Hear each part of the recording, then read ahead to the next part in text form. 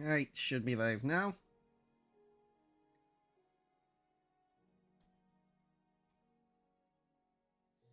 This time I'm not going to forget to share it to the Discord. Yeah, come on. A little bit late because I still had a bit of like work to do behind the scenes, just like getting thumbnails sorted out and you know, the description and tags and everything.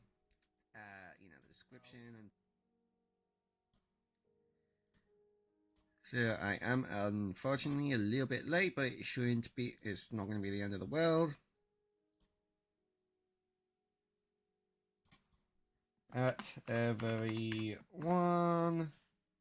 I'm live now. Control V and enter.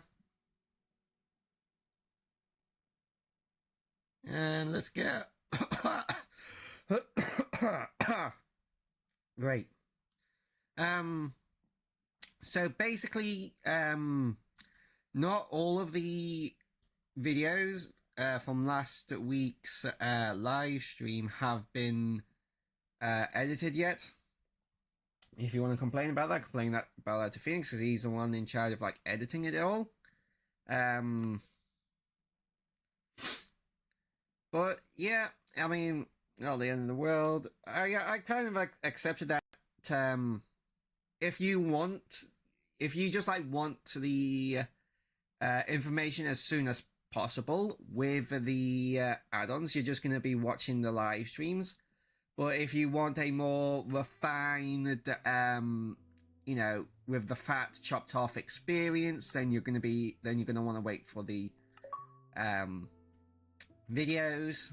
So yeah, if you, like I said, if you want to find out about these add-ons, right now head down to the description. There'll be a link to the live stream, and that you can watch it from there. Anyway, first up we're gonna do is not DNA.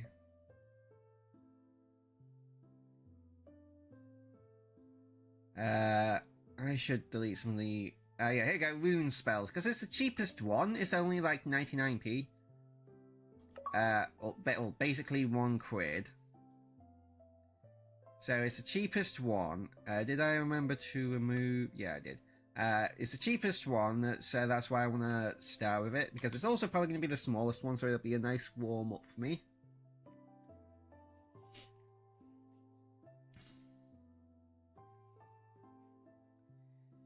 Yeah.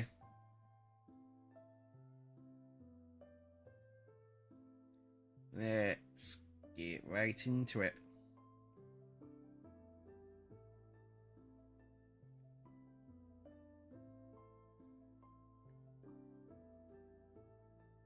Now, come on, if the world would load, that would be great.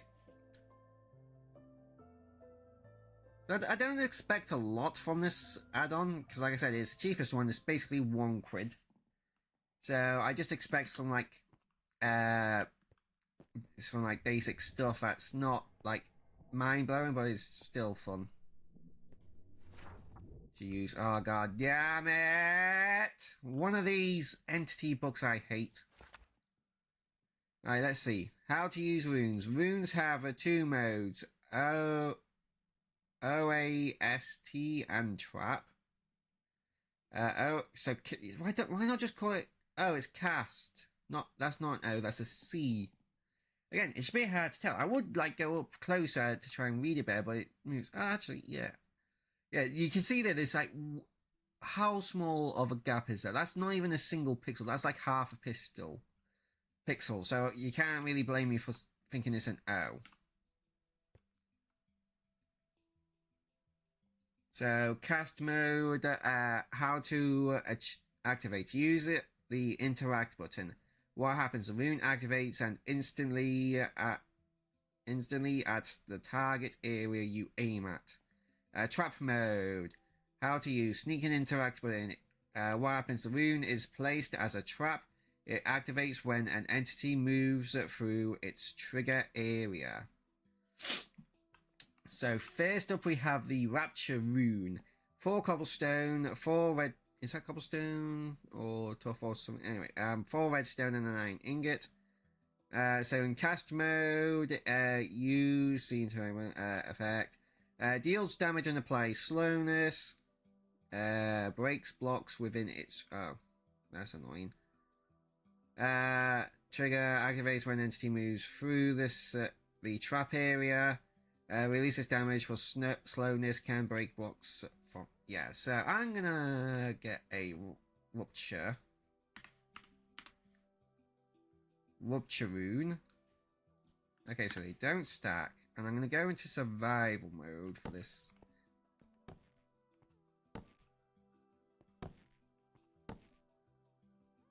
What's going on? Why am I not going into survival mode? Oh, I'm a... bugger. When I placed the blue ice, I must have... I forgot I also replaced the command blocks with blue ice. I'm an idiot. Oh well, I'm just gonna have to do it manually. Real quick. I'll get them sorted out in a minute. So, game mode 0.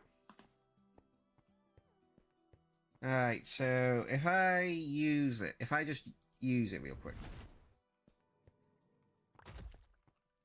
Okay. Yeah. At least it applies silk so you can just replace the blocks back down, but that's annoying. Oh, and they have durability. That's not super surprising. So if I summon Vindicator and I just place that down, it did a little bit of damage, and if I just drop it on the ground, yeah, so you can place it like that, and then he walked over it and nothing happened. Yeah, damn it.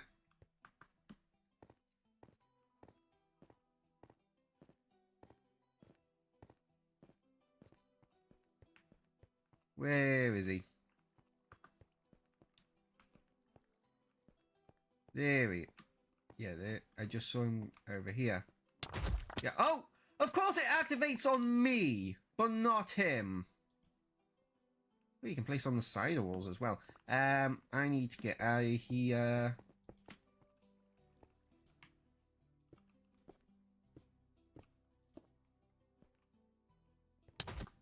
And that killed me.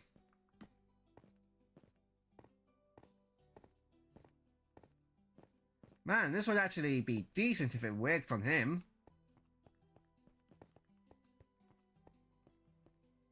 Oh, except for the fact that it destroys blocks. And I always say in any add-on review, if a weapon destroys blocks, then it's basically useless because you can't use it to defend your base because you end up blowing up your base. Fuck me.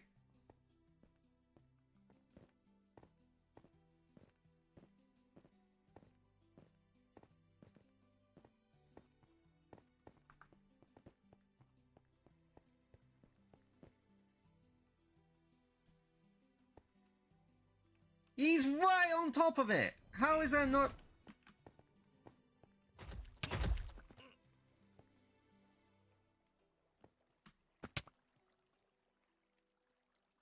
He's still alive!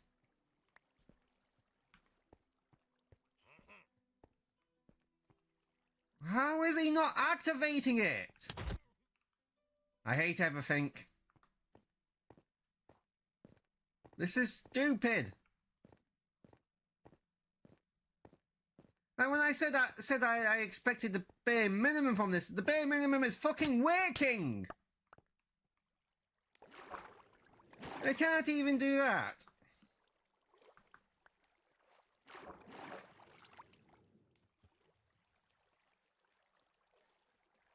I'm gonna go into game mode 1.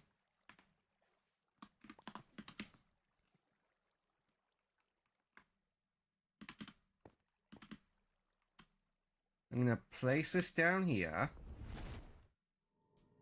Now okay, it doesn't work if you're flying in creative mode. Great. Right, place that down there. I've not activated it. I'm going to summon Vindicator right on top of it. Yeah, there we go. It worked. So it does work. It's just extremely finicky and may not work all the time. Because he literally like walked over it earlier and it still didn't work.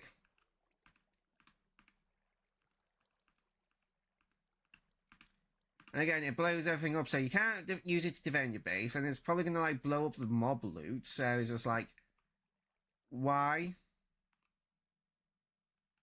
Why would you want to use this? Okay, I found a new area to the key.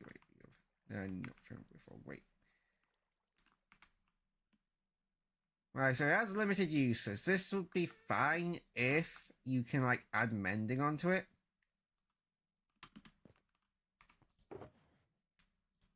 So then you won't have to worry about crafting too many of them if you can just slap mending onto it. Okay, yeah, so you can put unbreaking and mending on them, so that's fine. Right, so real quick, before I go on to the next one, I'm just going to sort out the command blocks. Give @p command block. Right. Game mood 1.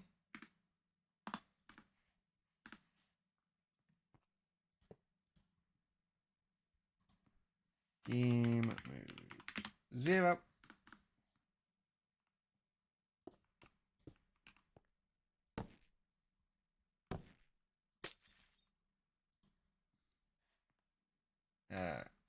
Nope.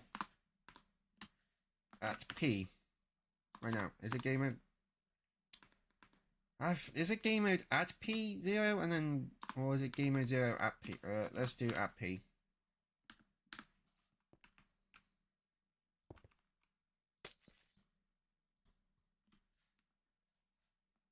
@p. Yep, that's how I did it. There we go.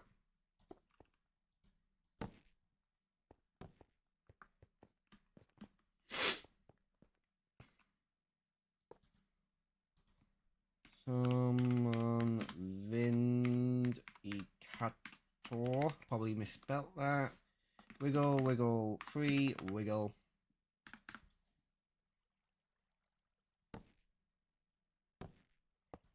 Oh.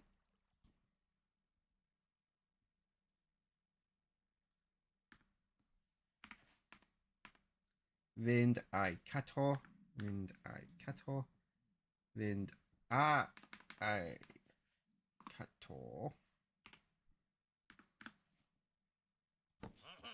There we go.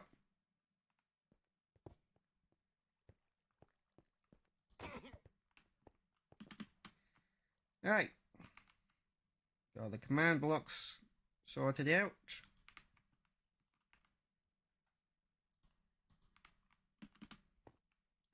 Alright, back to the review.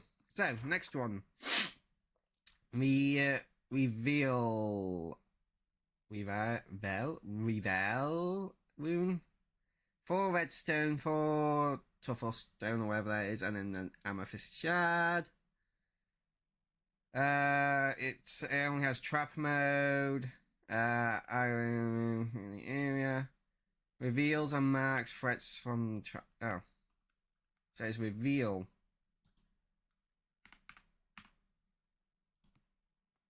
You know, some words you don't see written down too often, and you just don't know, and then you see it, and then you just, oh, that's how it's built. So if I put this down here, I summon in the Vindicator. Hey, dude. Alright, it would help if I went in creative mode.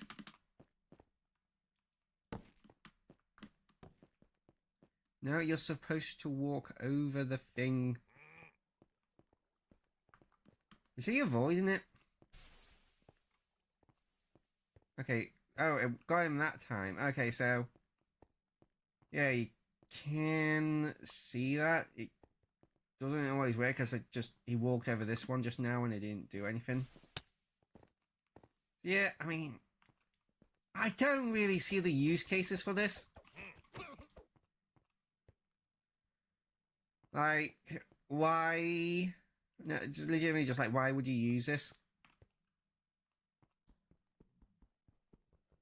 Because it's just like, I'm legitimately trying to think of like a use case for this. Like, oh, you're in a cave and like you put it down behind you in case like a mob sneaks up behind you. Maybe, I don't know.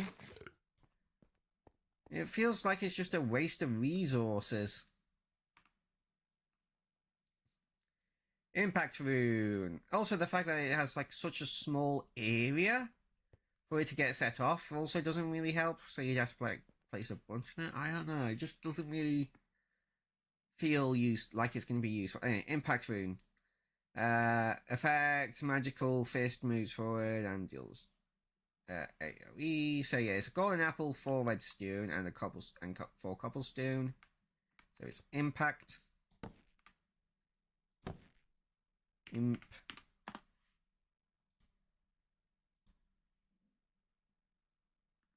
Oh, impaling.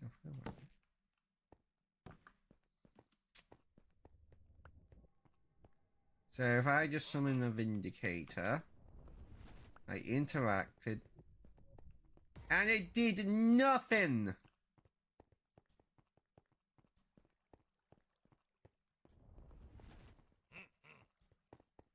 Also, apparently has a cooldown, but it doesn't show the cooldown, and that did nothing but... and it destroyed the terrain!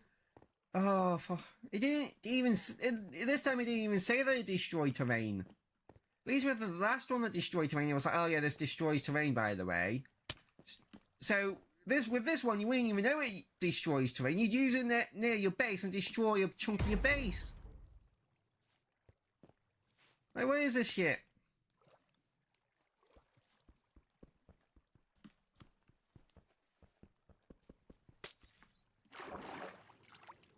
Like, seriously.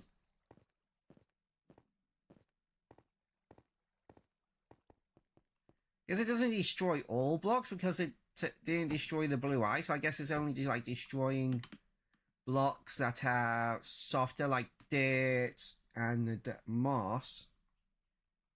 And like blue ice must be like the limit that it can do. I don't know. What I do know is I'm gonna have to do I'm gonna have to clean this up. So fill.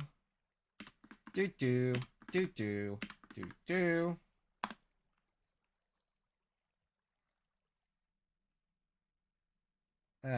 Let's just do it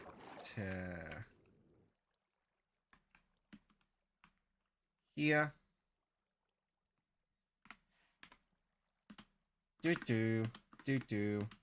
Do. Blue ice.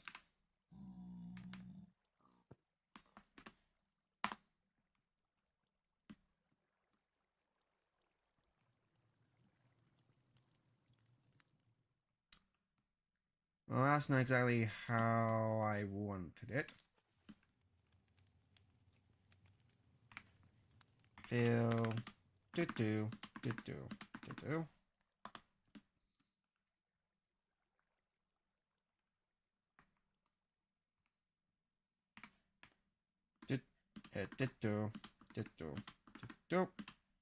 Yeah. There we go.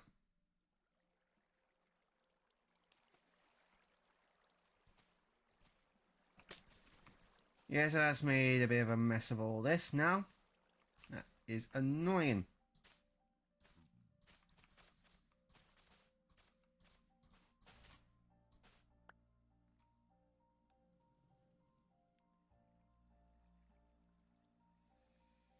Right, so let's move on to the next one then. So yeah, destroyed a bunch of terrain and couldn't even hit the guy.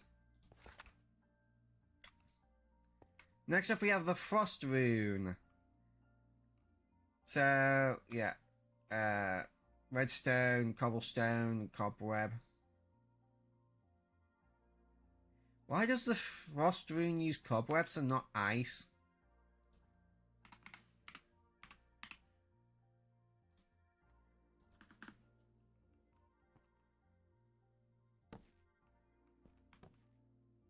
So it just freezes them, I guess. So it just gives them slowness effect.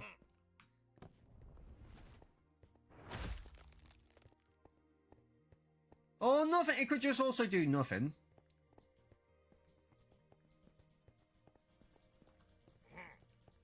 Also, gee, would be nice if it told me, like, 2 add-ons in a row had items with cooldowns on them, and then just chose to not show the cooldown for whatever reason. Like, it's not even like it's difficult to show a cooldown.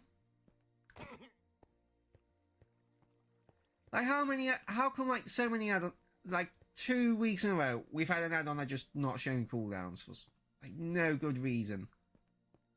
Anyway. Yeah. Frost Rune. Sometimes it works, and when it works, it does slow them down so that they stop. But as you saw earlier, it was like right up in front of me, and like I used it, and it just didn't hit him. And yeah, this is a pattern I've seen. Sometimes they just don't work. Sometimes they just don't work, and that's all. Like, there's no particular reason why. Sometimes they just don't. And again, last week, like I said, I'd rather have an add-on work or not work. Like, or being unreliable is the worst out of the 3. So, yeah. We got the Explorer Rune. Only has a trap mode when entity moves through the trap area. Applies cleanse plus buff from the trap location. The fuck does any of that have to do with exploring?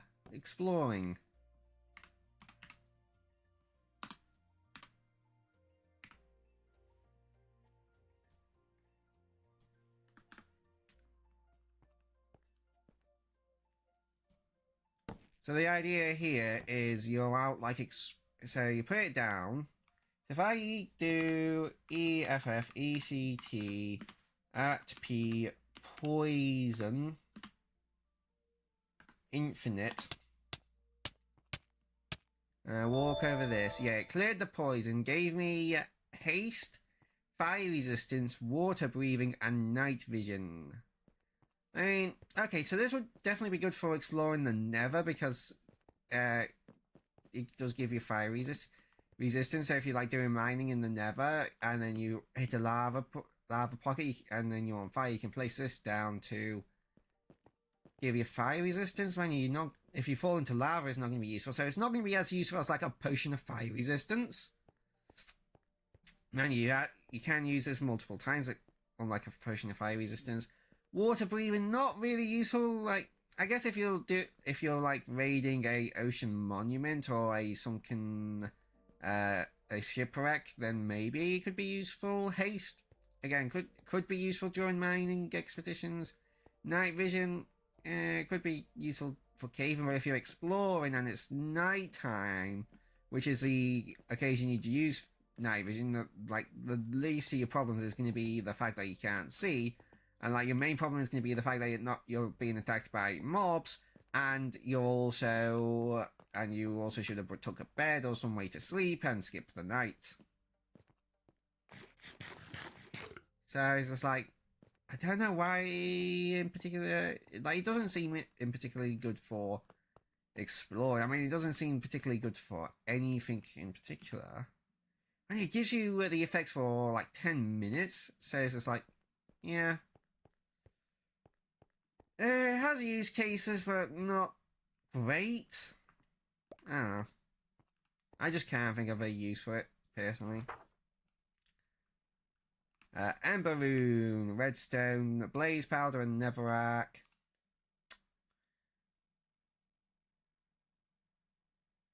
This is basically Fireball. You launch a Fireball. What is it called again? Ember Rune.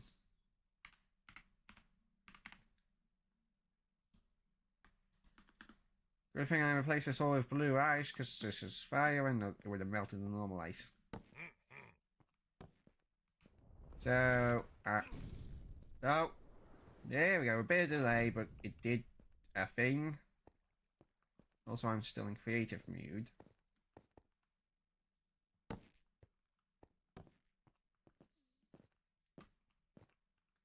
Okay, so if I put that there. Oh, come on! Again.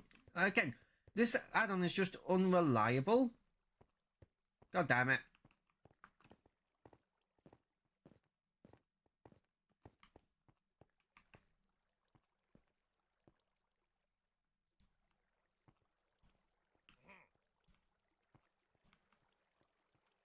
God damn it.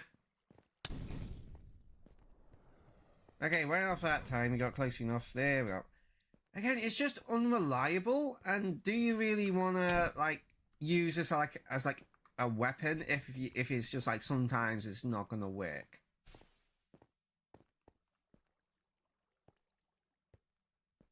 Like, I don't really think you are gonna wanna.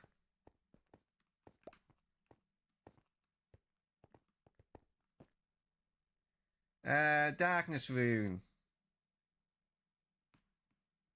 Okay, so this is the most useless thing in this add-on in single player.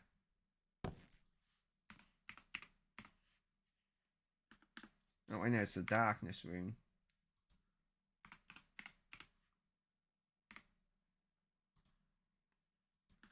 So the reason why this is the most useless item, so at least so far in single player, is because blindness does not change how mobs act.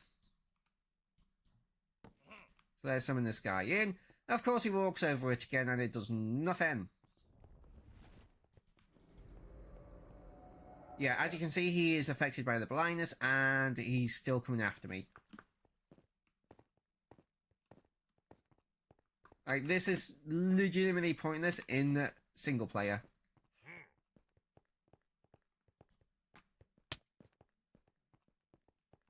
Now, in multiplayer, it's like, oh yeah, blind your opponent, and then it's harder for them to see you, so you can, like, get away easier. Maybe, but it's just like, well, yeah, they can't see anything. Okay, so, again, it would be useful in multiplayer. Because then you could, like, escape, or maybe just, like, and like heal up and then come back in for another attack. But in single player it is legitimately just useless. Like, there is no use for it in single player. Next up we have the burst rune. High damage in a small area.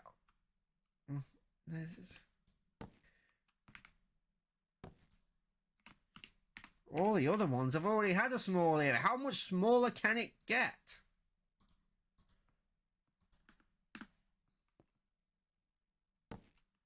One grid.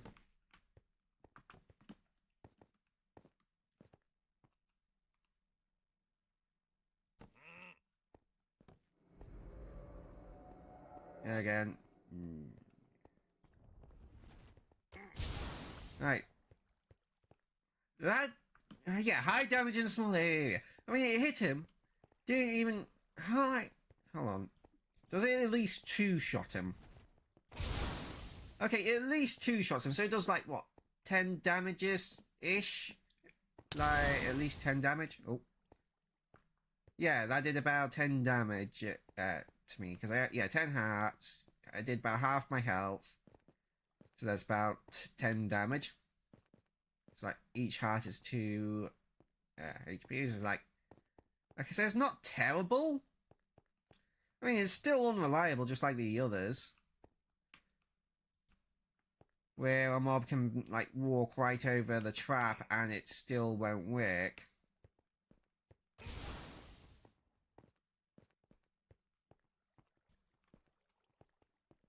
Like that.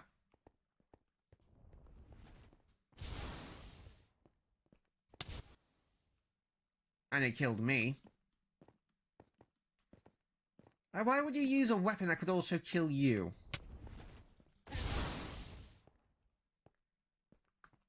So yeah, if you're using this, be careful, because if there's no mobs inside the range, then it's just going to kill you.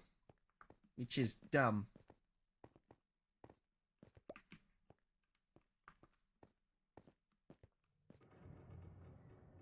Next up we have the Bloom Rune. Okay, this one seems at least... Bloom... This one, at least, it seems like it could be at least a little bit useful. It also has a trap mode.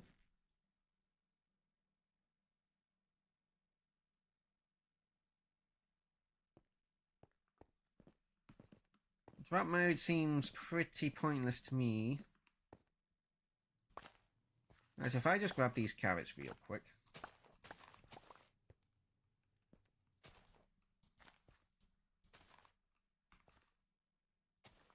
And I use this bloom rune. Whoa, that's causing lag. Holy shit, that's laggy. What the hell? Holy shit, do you... How laggy? I'm playing this on my PC. This shit is lagging out my PC. I hit escape, like, legitimately, minute... oh my god, how...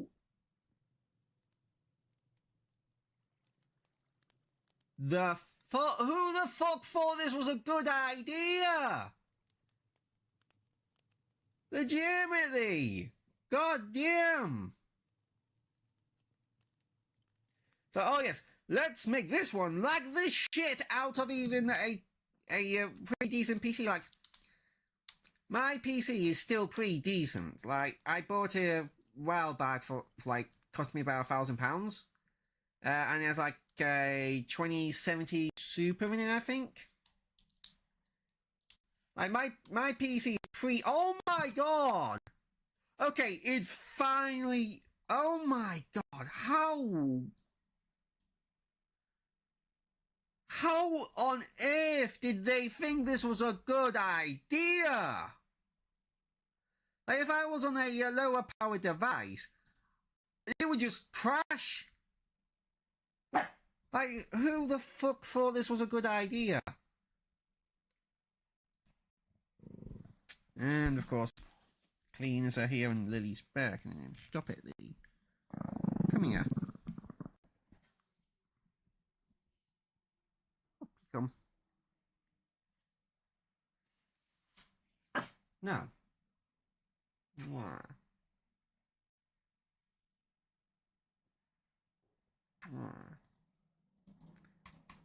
My game's crashed, by the way, I'm pretty sure. Oh, no, it's still alive. Oh, you got hiccups, are they? Okay, there we go. Holy shit, don't use this. It'll fucking crash your world.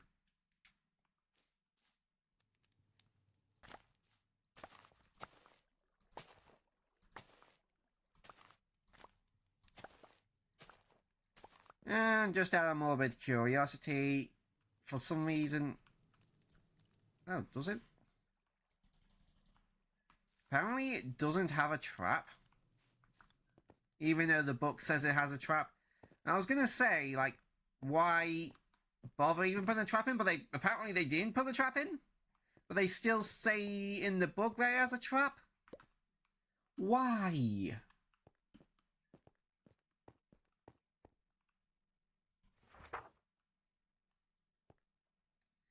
Next up is the Gale Rune. Repels enemies away from... Yeah, so... Yeah. It's a little bit hard to see what I'm typing because of the issue.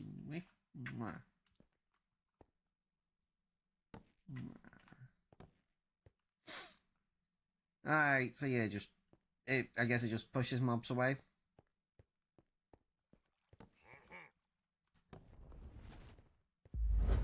Oh, there we go. Well, that didn't really push him away. That also launched him up into the air, then pushed him away.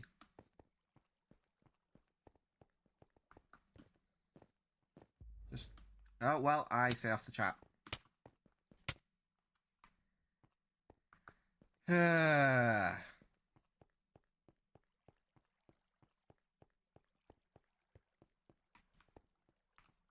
Oh, come Oh, fuck on!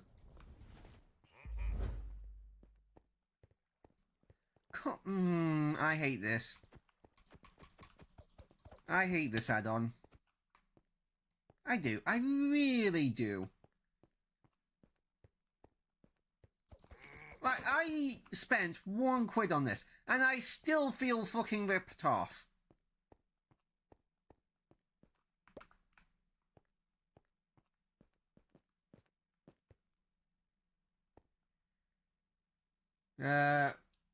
Vitalize Star Rune. Grants absorption and regeneration. Okay.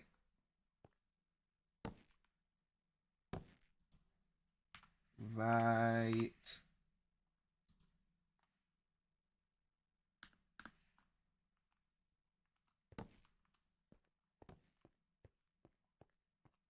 So let's take some damage real quick. Okay. Oh, hold on. I need to take a bit more damage. Right. Okay, it healed like a little bit real quick and then it's bit slowly. Okay, this has a legitimate use. It doesn't. Wait, the book fucking lies though. Also, apparently, it has a trap mode for some reason. Like, why? I guess you could use this in a map as, like, a heal point or something, but it's just like... Other than that, why would you use that? I guess it's just... Or you could just, like, use it to heal a friend, maybe? But, yeah, the book fucking lies, though. It says, grants absorption and regeneration. It fucking doesn't. It just grants regeneration, no absorption. So the book fucking lies. Again, that's at least twice now where the book lies to you.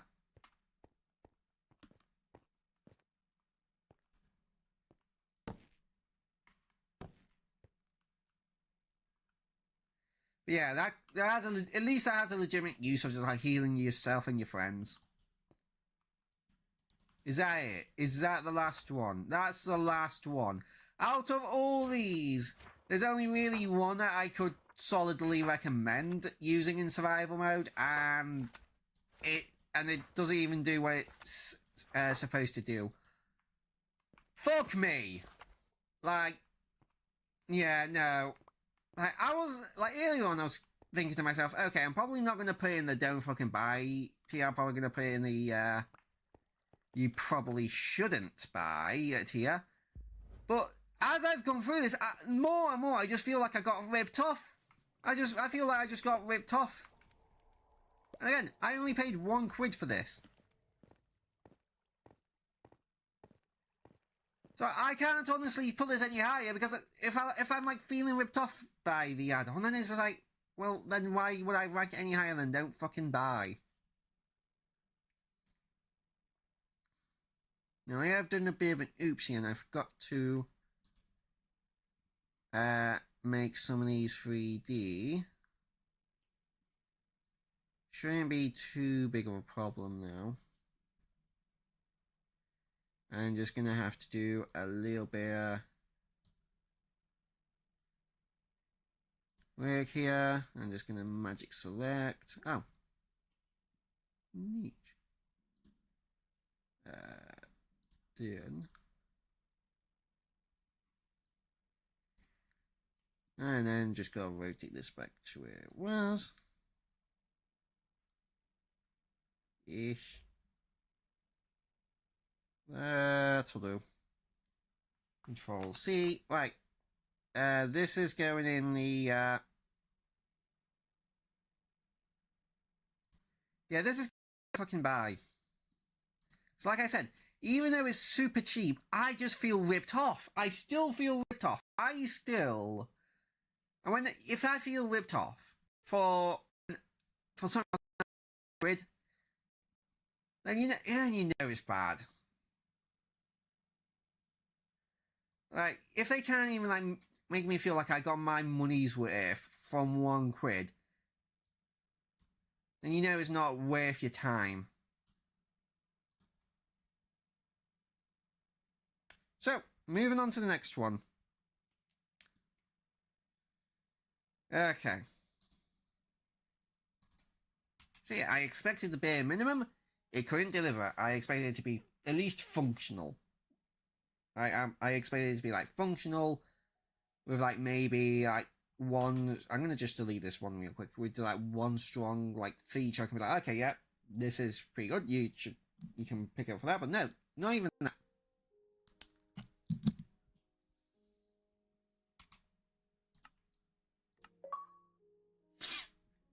So let's move on to the next one. Yeah, let's move on to utilities. There's a new utilities add-on out that I'm not super hopeful for. There's just been like so many utilities add-ons at this point that I don't know. I just feel like you've got it just feel like it's an uphill battle for a utilities add-on that's just coming out. Why do I have hiccups now?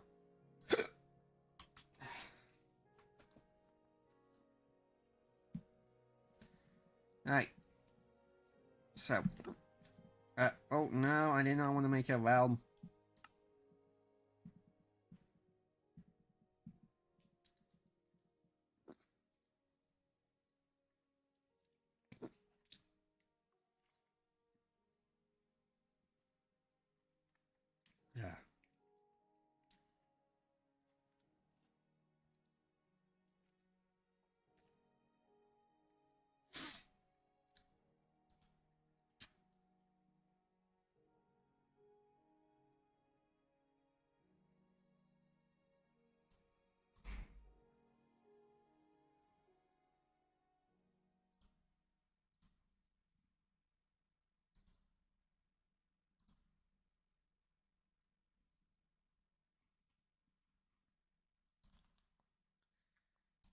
Yeah. Just got that done. Right. So let's get into it then. So, utilities add-on. God damn it! Again with these entity guidebooks, why do add-ons keep using these? It's not like they're any better than like they look nicer, I guess, but it's just like they're not as quite as good as the others. Anyway, yeah, guidebook. So to craft the utilities item, you need to craft the utilities table, which is a furnace, a chest, a smooth stone, 2 redstone, and 4 iron. That's a tad bit on the expensive side. You need a redstone and iron ingots. Why not just make it 3 smooth stone, a crafting table, a furnace, and like 2 iron ingots maybe or something? I don't know. It's just a little bit expensive in my opinion.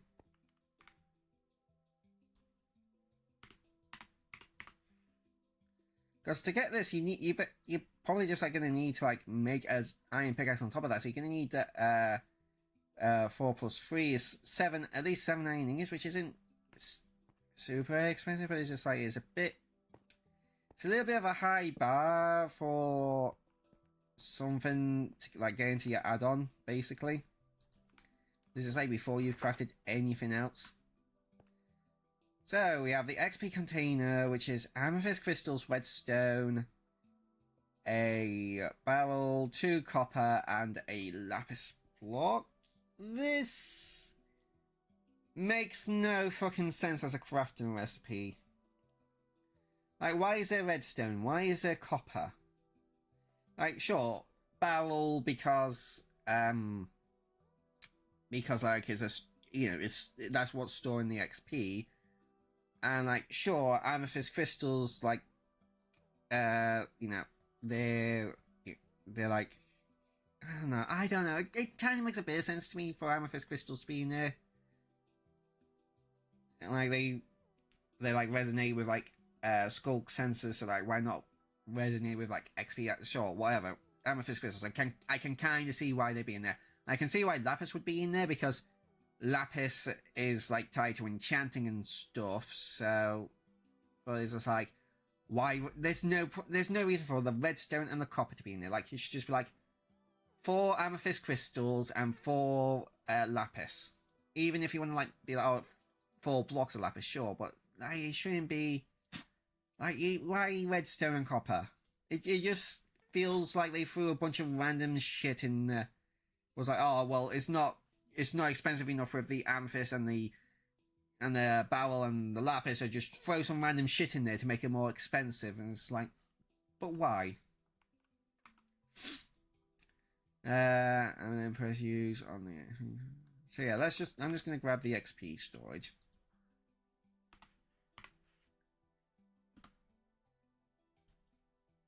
There's the XP container. I don't think I even have any levels because I've died a bunch in the last couple of... Oh no, I have a ton of levels. Oh right, yeah, keep inventories on. At least that breaks instantly. So...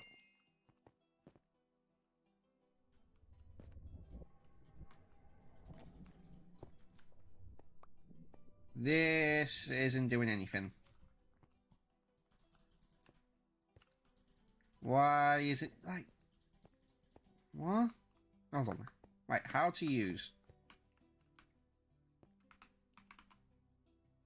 Right, so it says store up to 100 levels inside the XP storage tank. A quick way to offload levels when you don't need them, and save them for later time when you need them or to upgrade your tools. Gain and then press use on the XP storage device. You will see your levels reduced by 1 every 10 levels you enter into the storage. The green. Okay.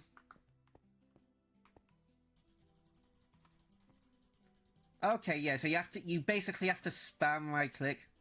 Okay, yeah, you can see your levels going down. Okay.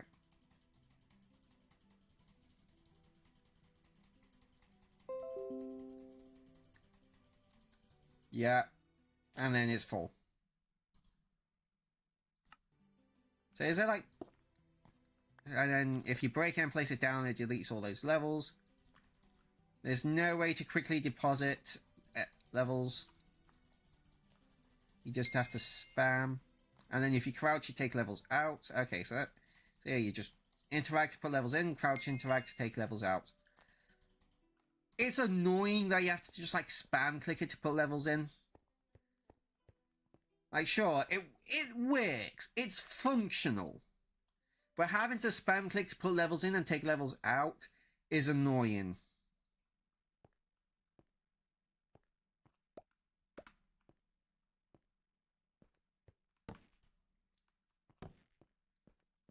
And this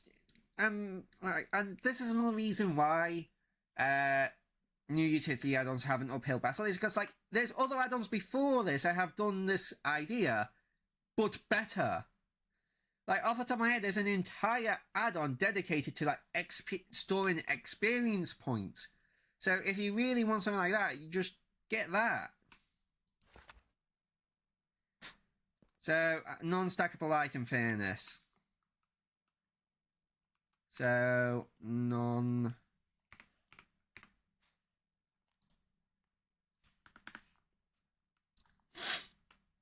So it's chest, and lava. Some resource farms at level. Resource farms at level.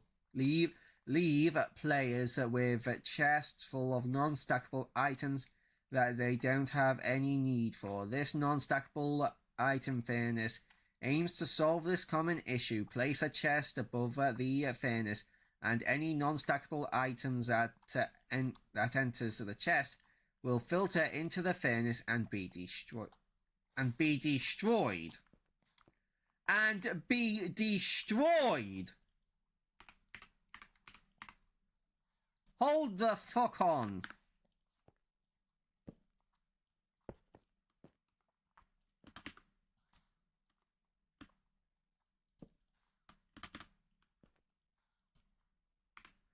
So say you've got a pillager raid farm and you gain a bunch of iron.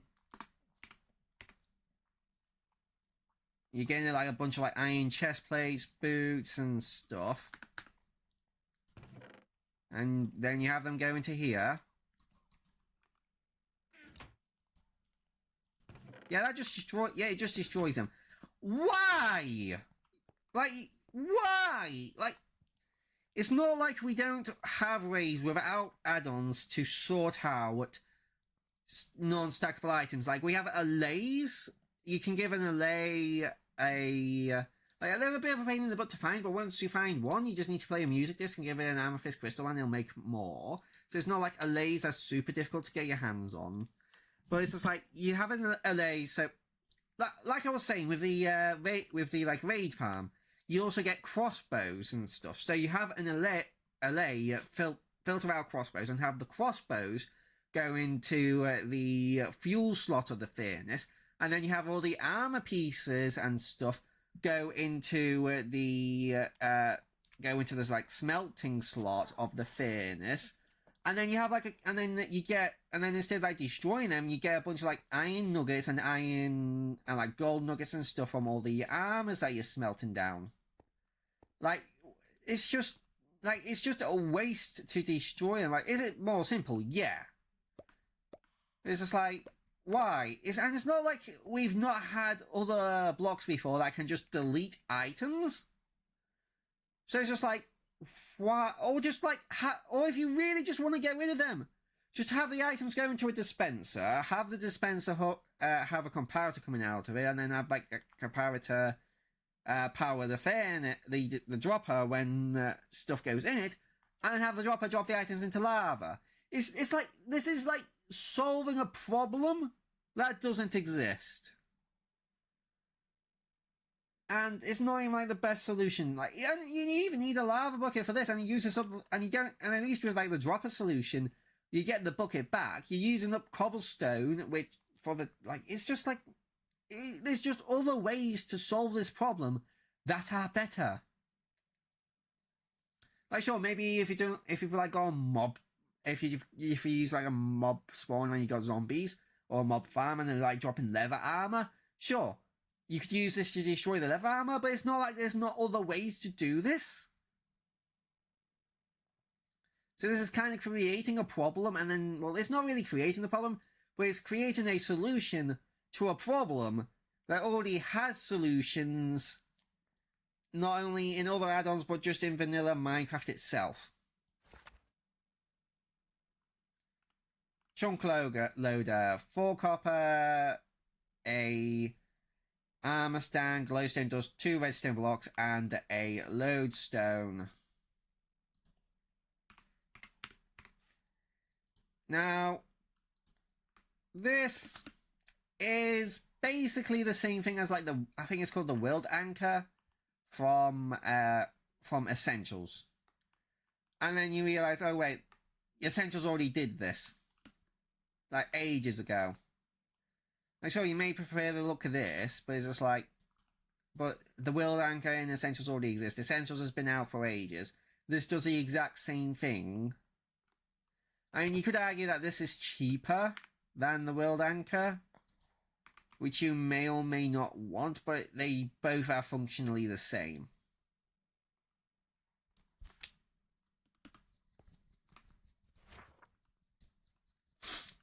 Trident killer.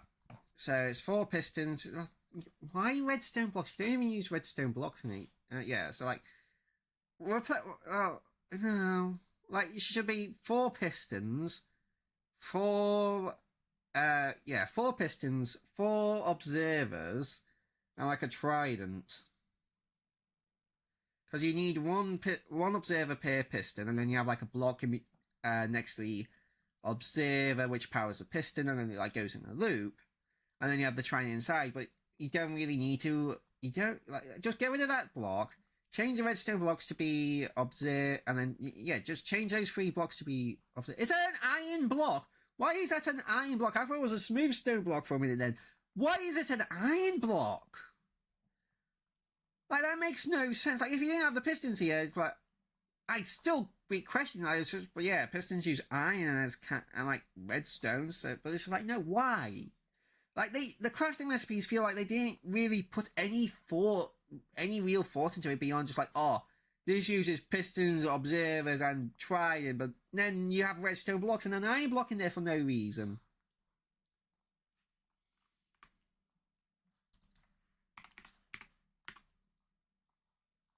So yeah, trident killer.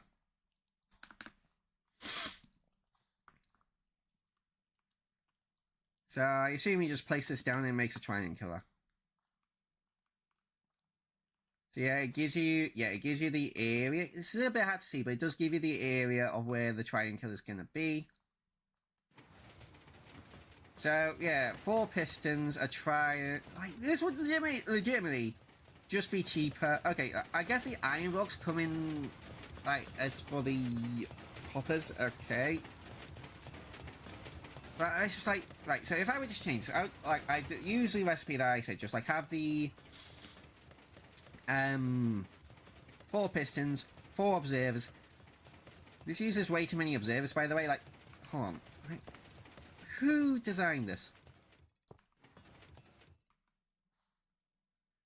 Wait, no, I meant, right, so you, like, this redstone's a mess.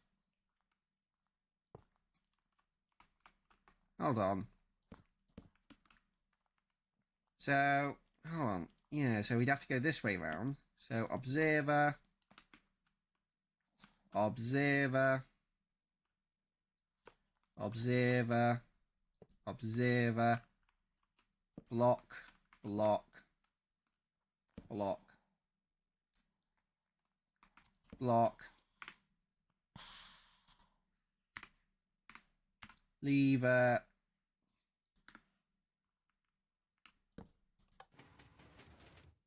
There.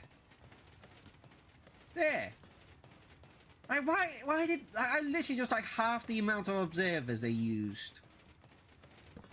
Anyway. So, like I said, change it so it's, like, 4 observers, 4 pistons, and a trident. Get rid of these hoppers. Like, most trident killers don't even use hoppers. Like, so far, I'm pretty sure. Just have, like, some planks there. And then obviously you have a trident in it.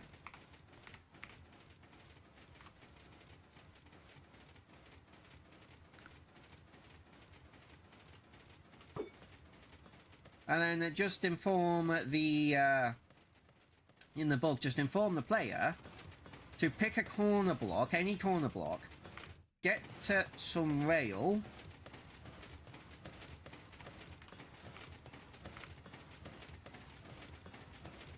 a bit of rail, a hopper minecart, and chest.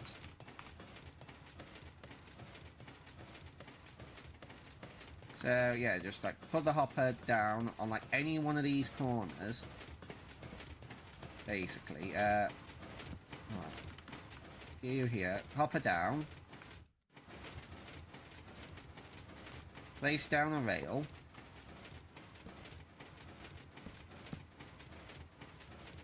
And then, oh wait, now you need to place down the rail to the side because you can't break rails when there's a minecart on top of them in Bedrock Edition, that's in Java. Push that onto there.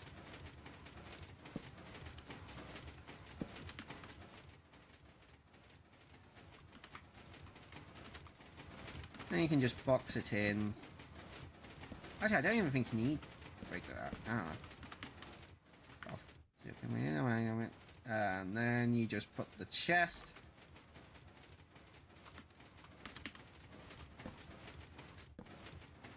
Yeah. And like a mob goes in there, dies, and then the hopper minecart picks up the items. And like it's less hoppers, so it saves on the iron, because you only need like 2 hoppers and a minecart. So that saves on iron, saves on wood, and it's it's equally as fast as it was before. I'm pretty sure, because I'm pretty sure hopper minecarts is 4 times hopper speed.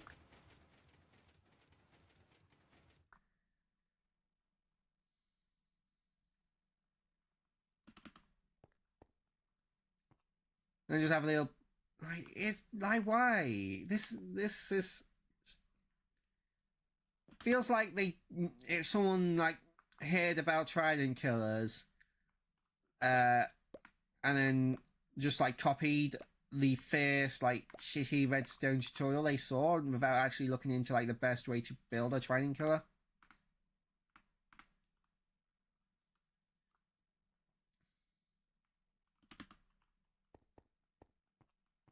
Or they just like spammed observers until they got it working. So yeah, property plots. Again, it just feels like they just throw random shit in a crafting table. Copper, paper, compass, gold, amethyst. I'm not really sure exactly what you use for this, but that really just feels like they throw random shit into a crafting table. So let's see. Go over here. So yeah, you interact again, and then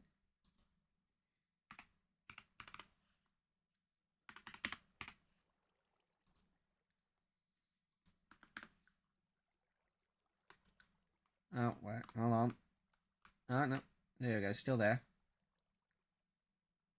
So yeah, so then you buy the land. I already bought this land. Well, how can I? Oh.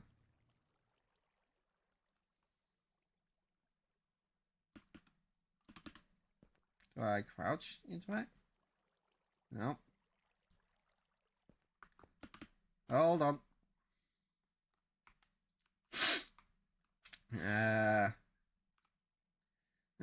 Unique way to claim 3D space in your world at the cost of copper ingots. You may put some land. Don't want other players to enter your space. Set to the rule where.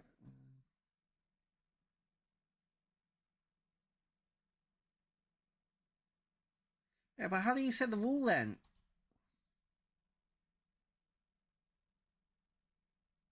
You know.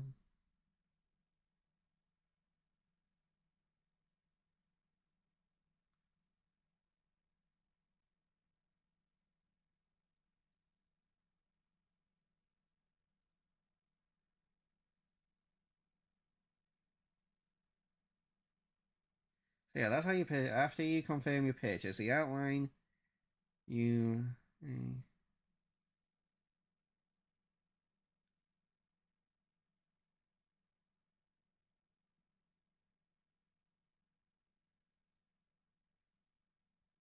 Okay, so the different plot settings are in this page. Oh, so you have to make an entirely separate item to manage your plots. Why? Why not just make it all in one item? So yeah, got plot manager and admin plot manager. So I guess the only difference between them is you can see other people. So plot manager. So yeah, you can rename protection controls and expand. So got entry protection, build protection, and mob kill protection. So that basically, so those are the defaults. So basically, other players can do those things in your plot. And in the admin one, you can see them, you can rename, you can do protection control. Yeah, so yeah, that basically just lets the admin do that. Why is the admin one craftable though?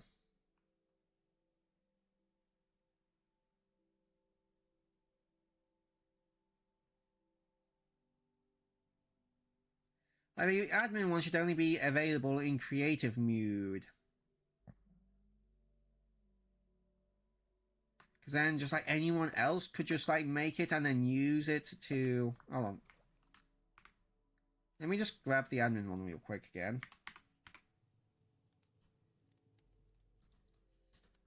Can you use it in survival mode, or do you have to be in creative?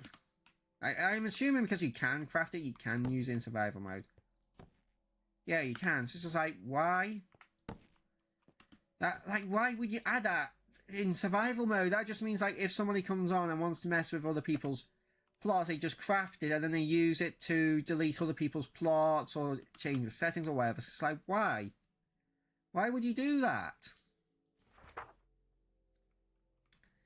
Tree chopper, an iron axe, 3 redstone dust, 2 logs, and a copper ingot.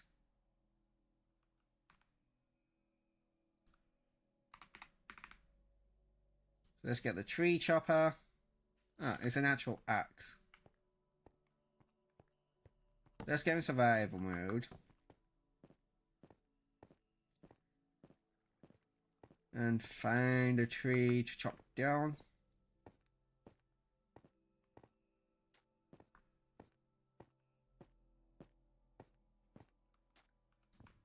I chop down this tree.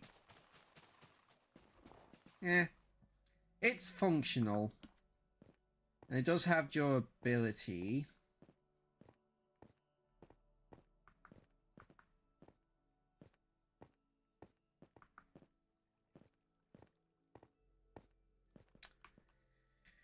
Can you slap enchantments onto this? You can have sharpness, fire aspect, looting, unbreaking, mending, and knockback. So basically all the axe enchantments. It's functional. Like, I prefer essentials tree captator. And again, like other add-on, so there's like so many other tree captator add-ons, or like add-ons with them. So it's just like, it's just not really anything special. Like if and then lava boat,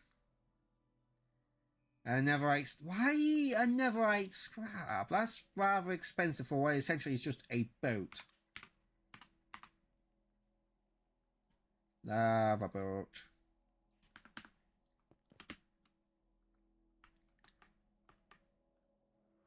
So, fun fact, for an add-on that me and Phoenix are working on, we wanted to make a crimson and warped but Nylian boat that could go on lava, because so you have to place it on the land first. That could go on lava because the woods don't burn, but we couldn't figure out how to make a boat. And yeah, this obviously isn't a boat, proper boat. It's just something that looks like a boat, but oh, there we go. You can place it in lava. It just takes a minute for it to like rise to surface, but like it works exactly the same. A little bit slow on land, actually.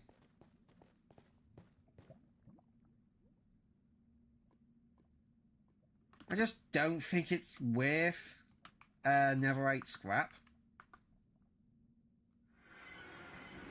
in my opinion.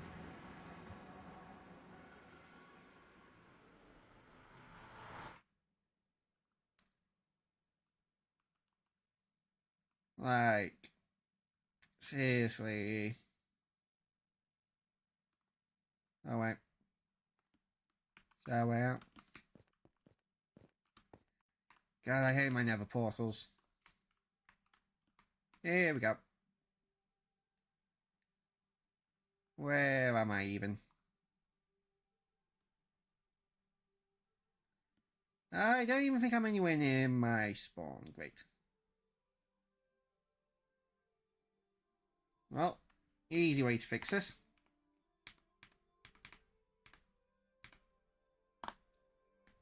Wee, kiss splat.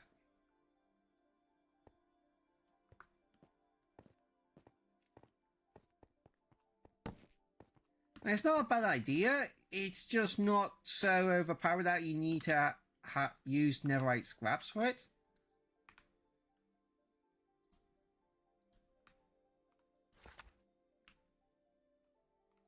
And we have waypoint.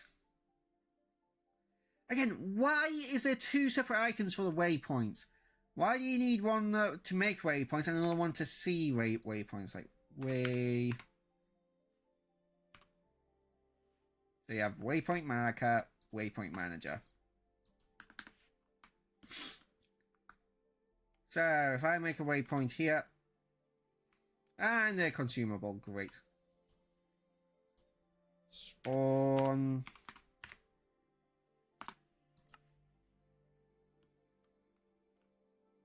That's not a very good waypoint. Oh, there it is. Like, you get like 5. Well, how is it a fucking waypoint?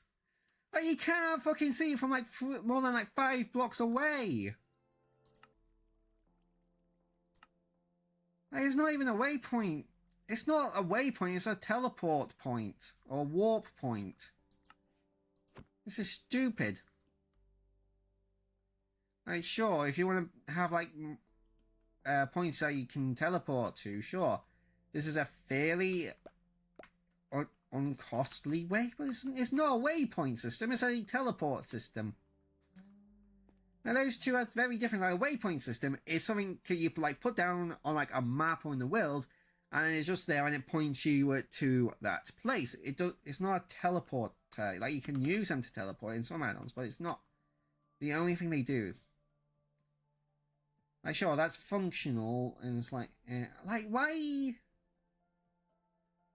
Okay, so now I get why it's like consumable, and you need both of them. It's like, why doesn't the waypoint itself use an ender pearl instead of a compass? Like, why does it even use a compass? Like, sure, if this was like the waypoint I was talking about, where just like you put it down and then it like stays there and it you know, to help you guide you back there, sure, I'd see why that would use a compass. But it doesn't. It just teleports you there. So why doesn't it use an ender pearl instead? Again, it feels like they just didn't put any thought into this. Portable camp, bed, logs, compass.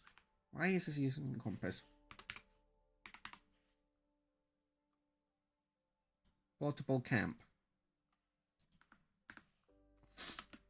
So let's see, you're out on on an adventure, and oh no, it's getting dark. You place this down.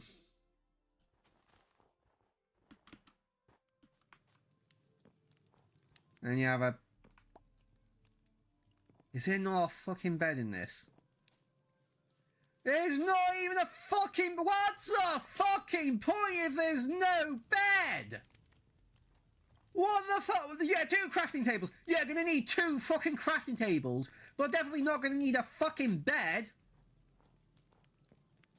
Like, the fucking simplest fucking bullshit, and you fuck it up. Oh my god, all you really need is a bed, a crafting table, a furnace, or like a campfire. Why is there a fucking cartography table here? Like, oh yeah, I'm definitely going to need an emergency fucking cartography table and a random bit of scaffolding. Like, what? Unnecessary crafting table. And you have like campfire and a furnace, like. You don't really need both. I guess you could use furnace to smelt or while you cook your food on a campfire, sure. But it's like, why? Why? Why? Again, it feels like they didn't put any real thought behind any of this.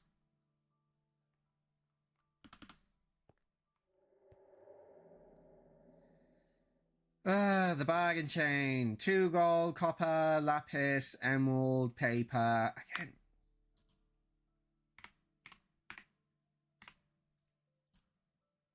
Bargain chain. So I guess if I summon a villager...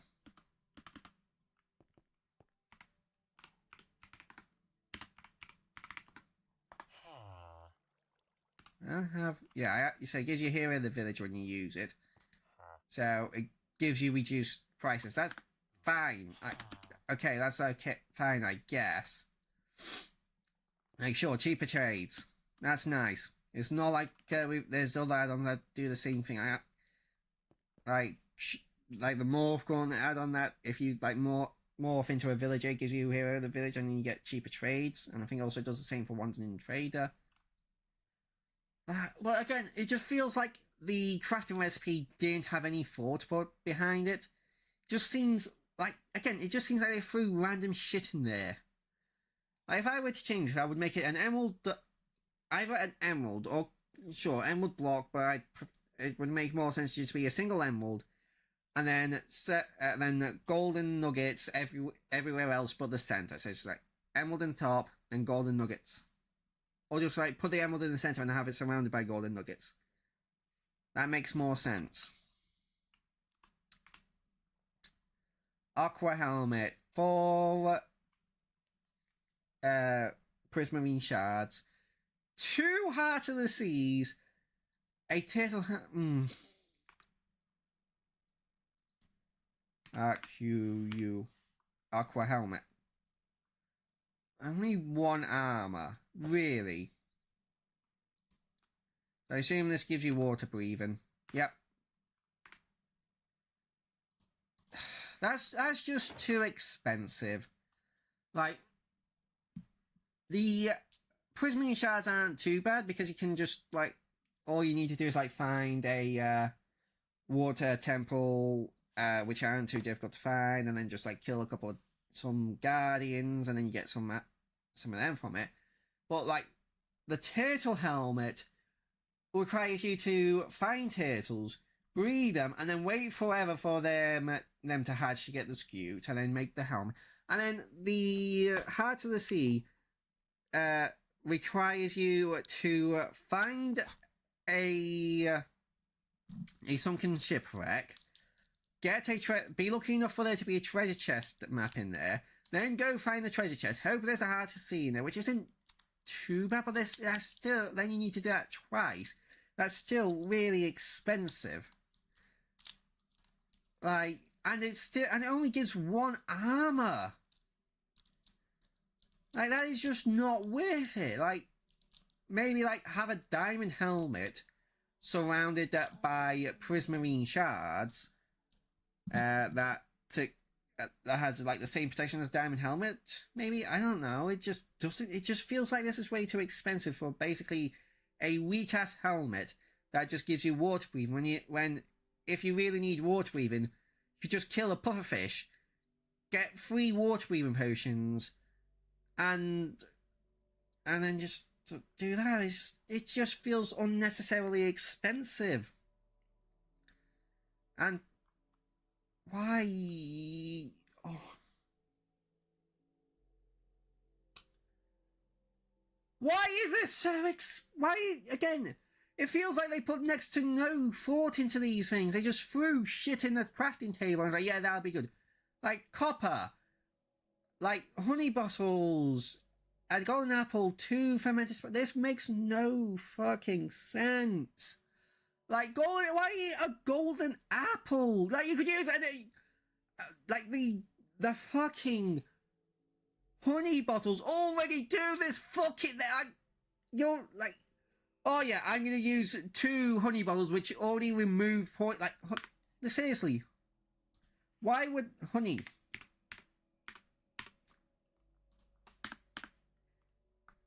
Honey bottle.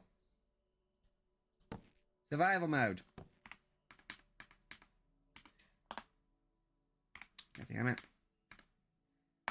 Oh no, I'm poisoned. Like, why would you craft this? What fucking idiot thought this was a good crafting recipe? Like, this is probably the dumbest thing so far.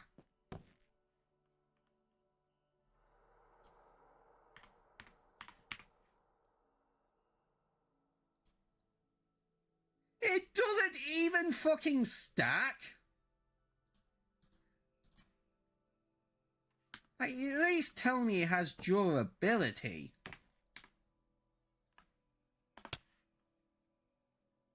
Okay, so it has durability. And at least, okay, it automatically does it the moment you get poison.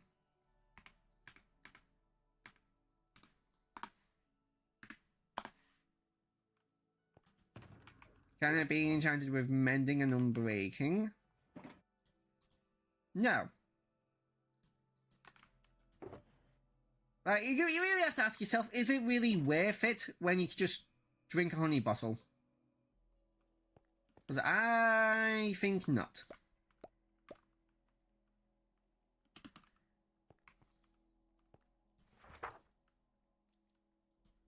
And that's it. That's the end of the add-on.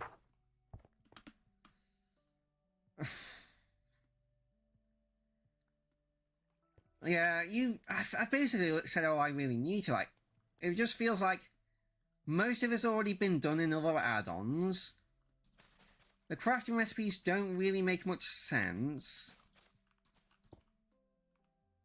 And it just feels like this has no real reason for you to want to go out and buy it.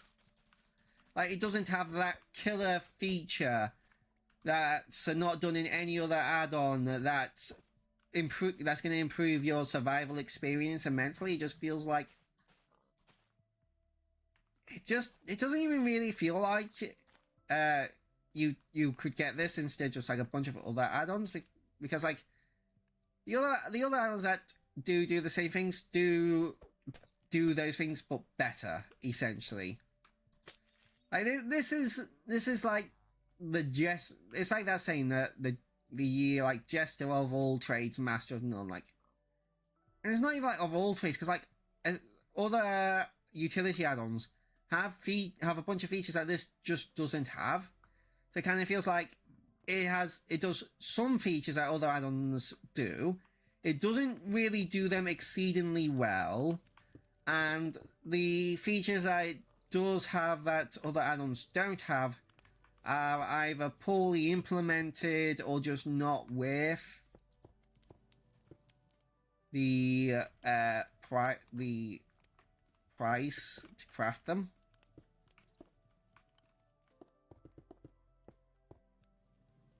So yeah, I mean, I can't really. I find this really hard to recommend this to anybody. But I don't really want to put it in don't fucking buy, because it's not that bad. Like, it's functional. I should have a teacher saying it's functional. Well, that's basically gonna be bored. Hold on, I'm gonna read. Hold on.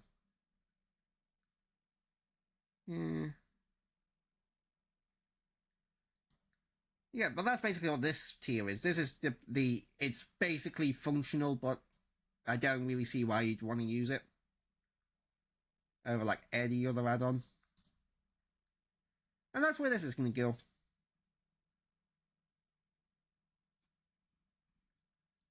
I just need to straighten out the thing. The thumbnail's a little bit messed up because, again, I forgot to make it 3D earlier, and I had to like use magic select, and then another one was put over it.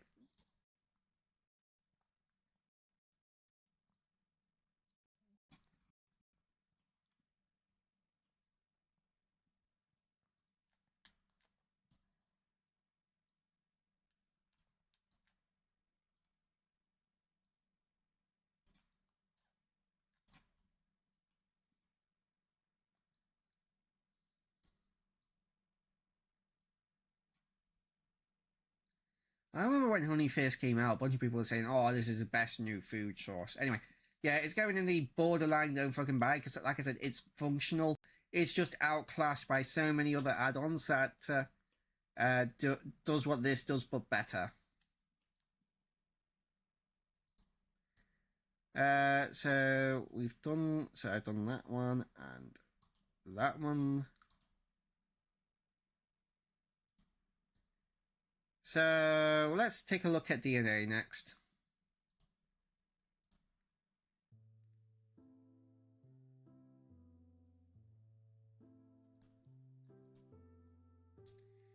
Add-on review.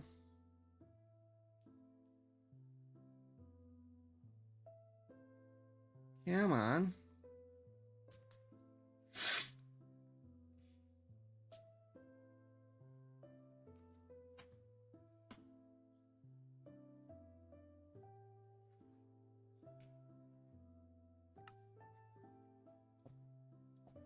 Wrong one. Remove that.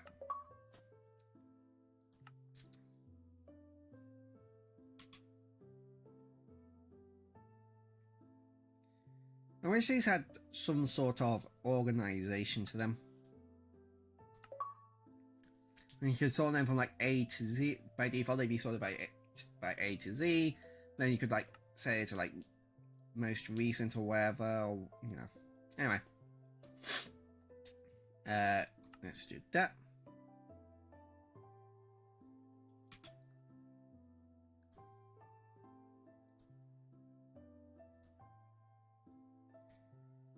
Just gotta sort out the thumbnail because again, forgot to make it 3D.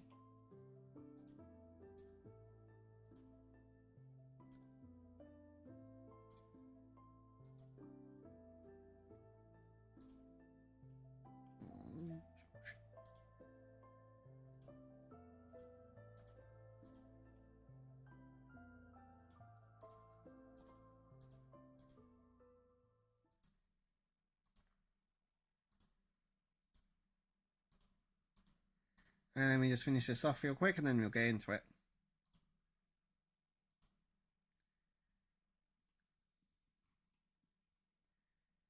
Alright. Ian. Alright, so this one was a bit interesting, which is why I wanted to review it, because, you know, I've not seen anything like this before. Oh, yeah, it gave me a bunch of stuff. Guess this is the starter kit. So we have info scanner. So DNA, welcome to the DNA add-on info scanner. Below you can find information about the various features and mechanics. Use the button below to navigate sections. Happy exploring, don't forget to leave a 5. Yeah, we'll see about that. So how to use visual information and mutation information. So how to use. Info scanner.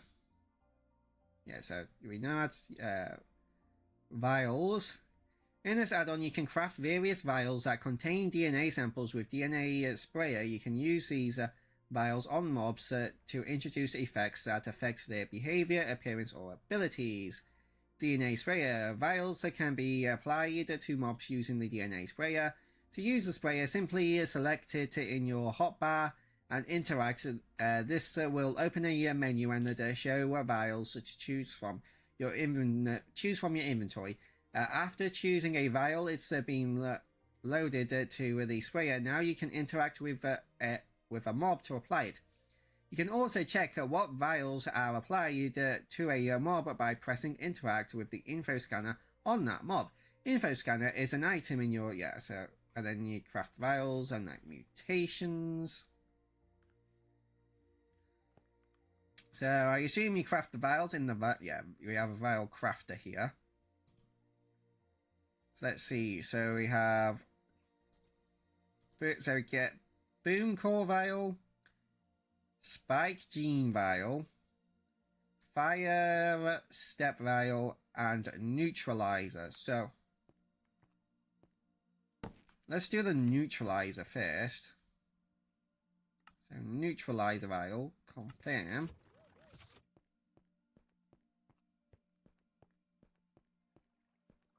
Cool sound effect. And then, oh, what? I interacted on him. Oh, there we go. Did that not affect him?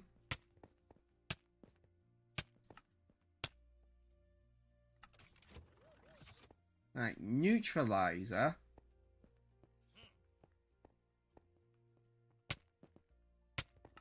Hold on. Stupid. Thought neutralizer would make him into a neutral mob.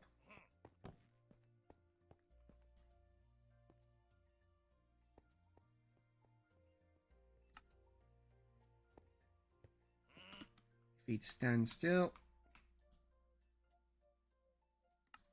Yeah, hold on.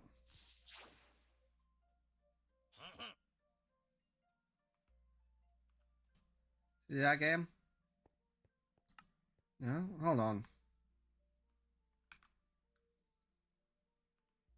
What does hold on. Vial information.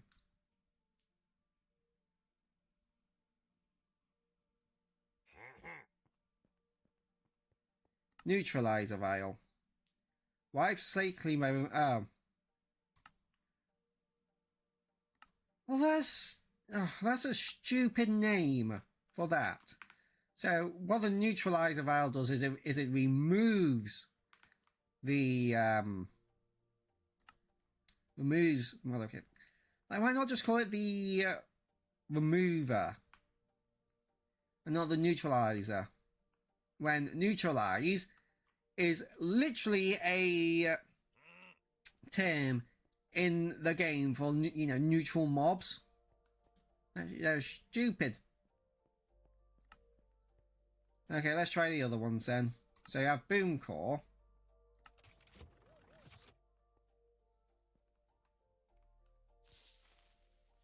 Now he has a TNT on him. So what does Boom Core do?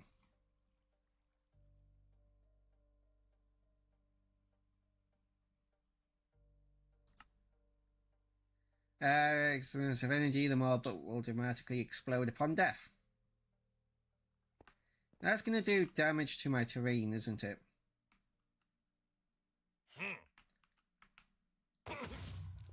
Yeah. God damn it.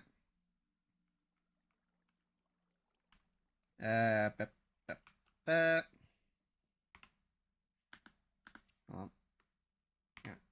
Fill. Do. I missed it out. Oh, god damn it. Stupid fat fingers. Fill. Do.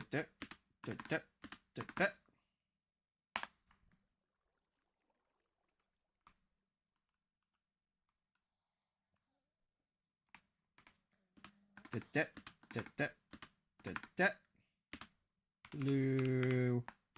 Nice. Here we go. Nice, hold on. We should probably go down the vial list one by one. So, vial. Oh. Vial, not vial. So, hold on. Let's get rid of these.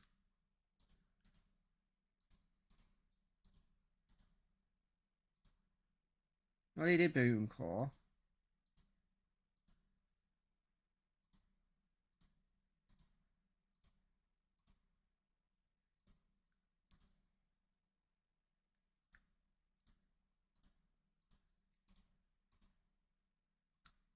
So let's get all of these.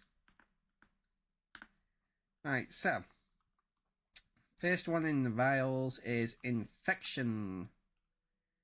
Fills the mob with a contagious glow, spreading its own modifications to other mobs around. Warning, can naturally vanish after some time. Every couple of seconds there's a 70% chance it will infect a nearby mob and a 30% chance it will lose the infection itself. So, yeah, I can't really show that off on its own. Then we have Glower Vial. Gives the mob a bright glow, turning it into a walking lantern for dark, spooky nights.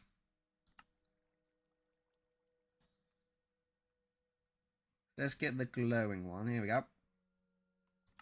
Confirm.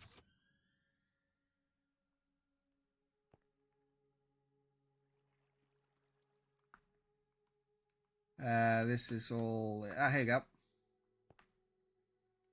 So that's some... There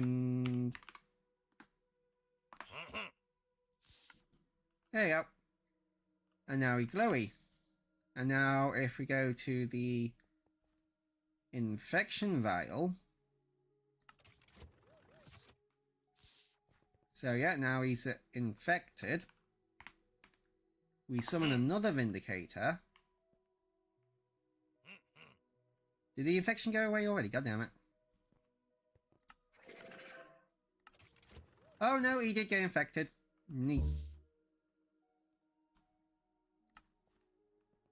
So yeah, you can see they work.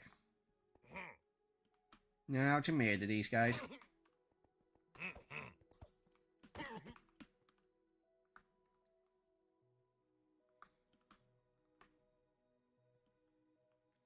What would be cool is if you could infect like yourself and other players with these.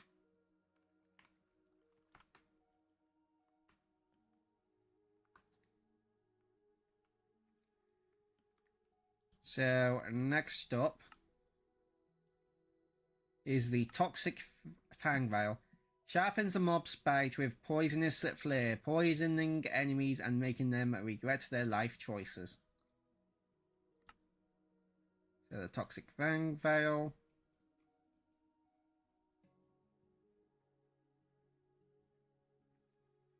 So only they're both in different orders. I think this is because the ones in that list are in the order of that they're in my inventory, rather than the other one. So let's summon this guy. So now he has the Toxic Fangs. If I go into survival, I am on low HP.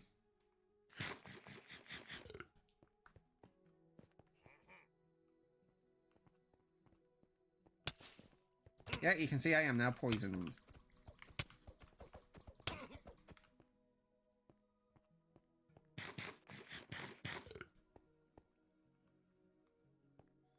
Alright, so next up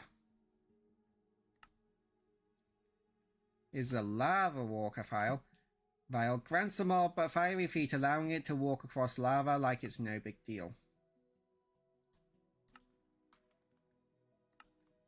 So we're going to have to gear into the Nether for this. Hold on.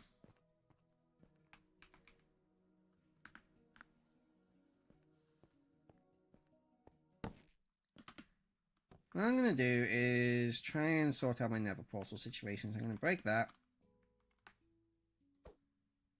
Apparently you can't break stuff in creative mode if you're holding these. There we go. And I'm just going to build an actual proper portal this time. And hopefully it won't bug out.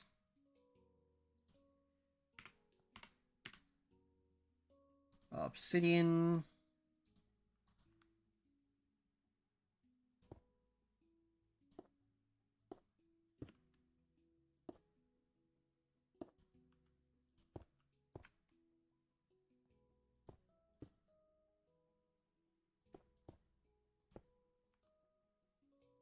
And then a flint and steel.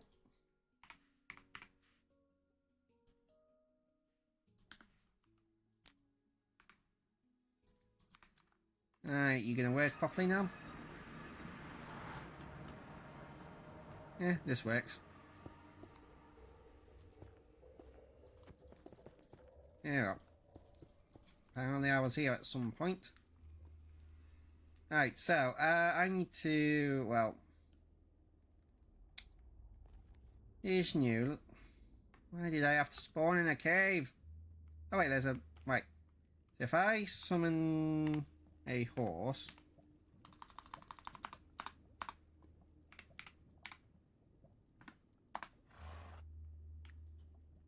I give it the fiery... what was it?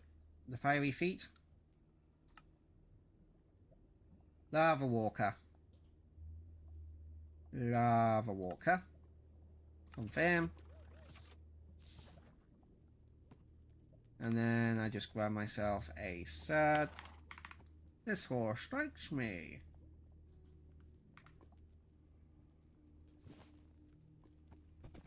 Yeah, it turns the lava into magma blocks, which is really cool. I like this. Too bad you can't apply these to yourself. That would be nice. This does accidentally make infinite sources of lava, though.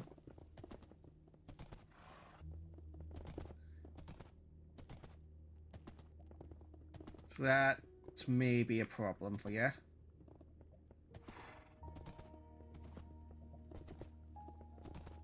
But yeah, be careful to not get yourself inside the lava. Like that.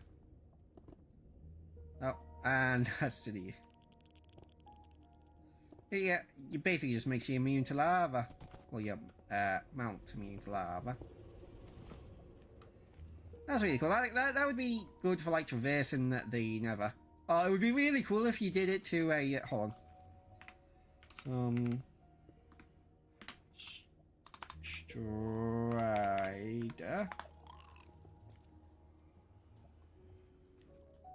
Oh, why can't I? There you go.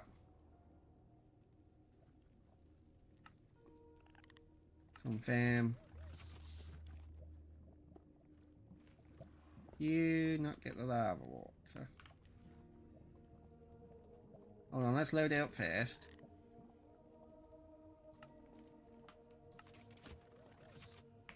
Summon in the Strider. Give them the lava walker. Oh yeah, the baby also did get. No, they can never touch lava again! Ha ha! Oh, that is evil.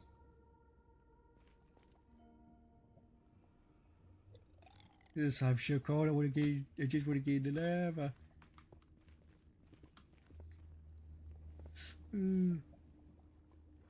Okay, that one managed to get into the lava for a little bit there. Yeah, that's evil. Moving on. Then we have the Verdant Step Vial. Turns the mob into a walking fertilizer, growing crops around that farmers that like the help.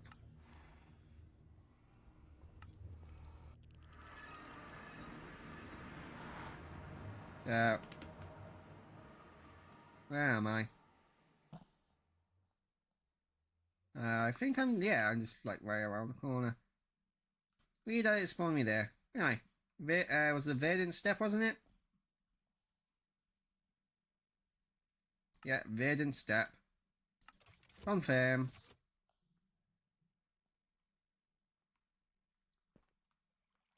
So this would be like really good if you have like a so if you have like a crop farm and then you have like a you can give this to your farmer villagers, and then while they're farming, they're growing the crops around them, and then this would increase the yield of automatic crop farms. That's pretty cool. Or you could also just like give it to like some a random mob, and then like have the random mob leashed in your crop farm.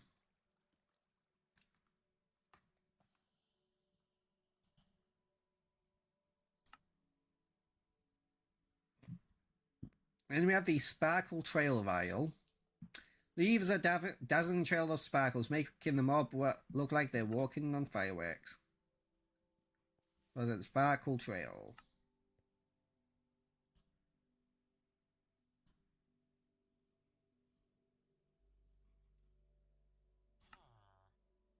Confirm.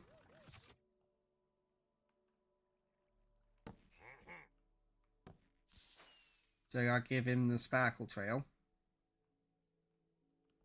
I'll go kill that villager. Or not, but you can see that he is working. He does have sparkles going behind him. What's after that? We have Fire Step Vial. Ignites every step of the mob, giving them that extra hot-footed swagger.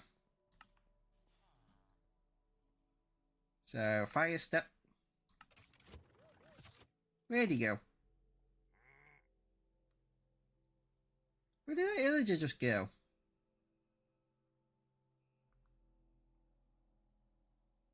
Hold on. TP at E type equals Vindicator. Do.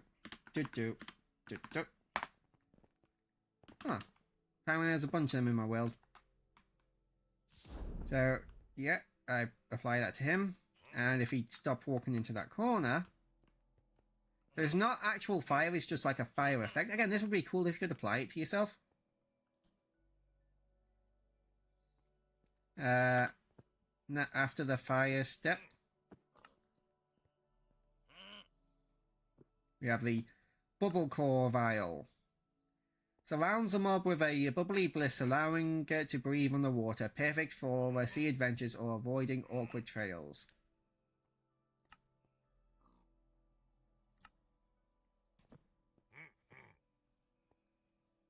Bubble, bubble, bubble, bubble, bubble.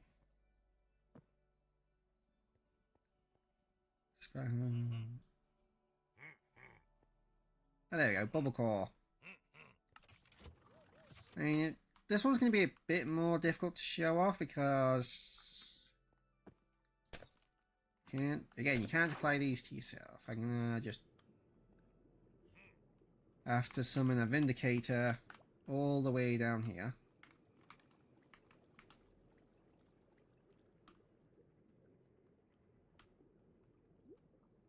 I'm gonna summon 2. 1, 2, then give one of them this. So this guy has the bubble core. So we should see the other guy start. Yeah, so the other guy's drowning, but the guy with bubble core is fine. Now I want to test something out here.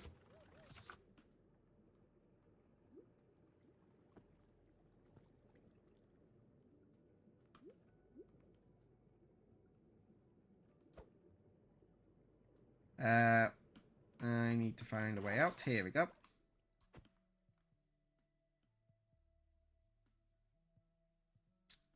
So I want to summon a couple of dolphins up here. Dolphin number 1, dolphin number 2. If they would stop moving around, that'd be great. There we go. So this guy has the bubble core effects now. So will this save him from suffocating on land? I'm pretty sure he was the first one I summoned in.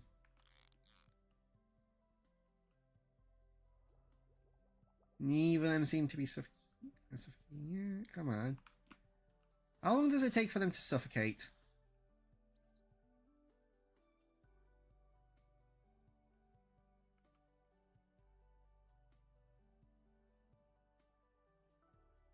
This is taking longer than I thought it would. I just wanted to test if aquatic mobs would live on land.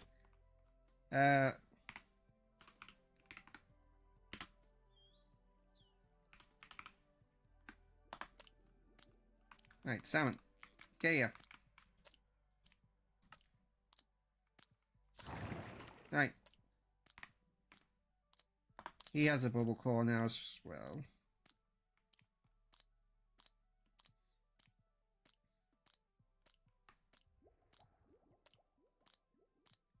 Are they gonna start suffocating anytime soon? Yeah, okay, so it does keep aquatic mobs on land alive because you just saw that salmon die when this one's perfectly fine. I just don't know why these two the other one of these two isn't suffocating because he's been online for ages. Anyway, moving on. Next is Aurora Bloom Vial. Surrounds a mob with a flower glow. Very cool looking. Aurora Bloom. Here it is, very last one. Confirm. So let's just apply it to this pico. So you get purple sphere surrounding them. Okay, that's a bit disappointing. Oh. Did the other dolphin also die? I guess it doesn't work on dolphins. I guess how they die is different to the others. Anyway, Starlight Burst. Surrounds the model with sparkling the stars, creating a dazzling celestial display. Now,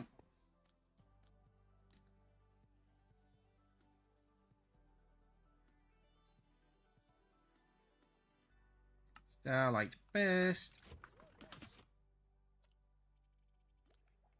Let's apply it to this guy.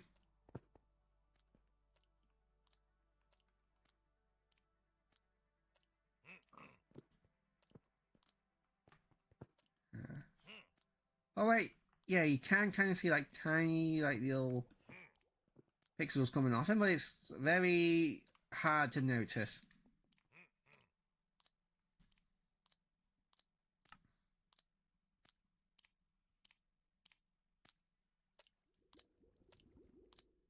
Leap Cell Vial. Supercharges Jumpstein and the mob into a leaping legend.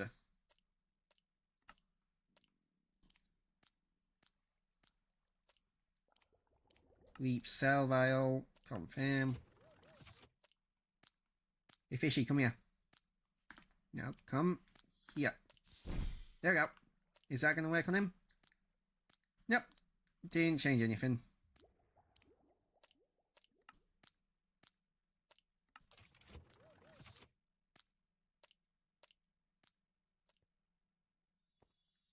Let's try it on you.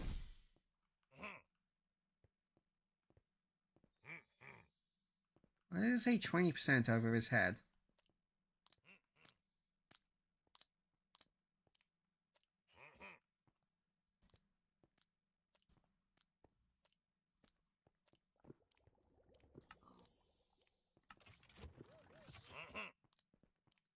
You have to do it multiple times for it to work? No.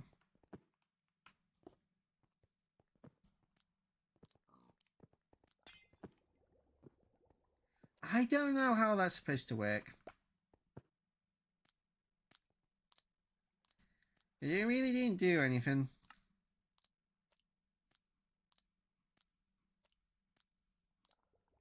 Feather Drift Vial. Feather Light Falls, then yeah. So it basically gives the mob slow falling. Feather Drift Vial. So if I just go up here.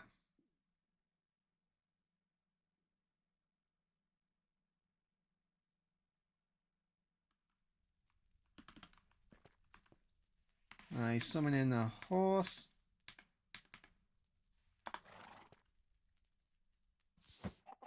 And then I apply it to the horse.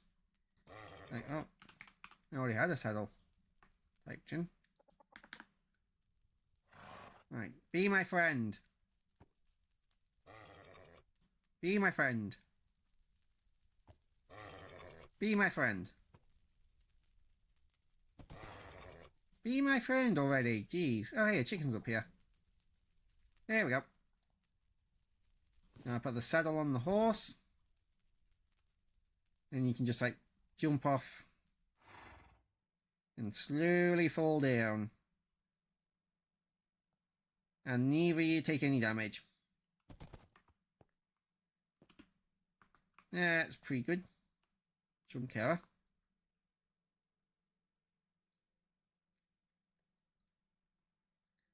Yeah, again, like with the with like the lava one, that's good for like you know, if you have a mount and you don't want it to die from fall damage.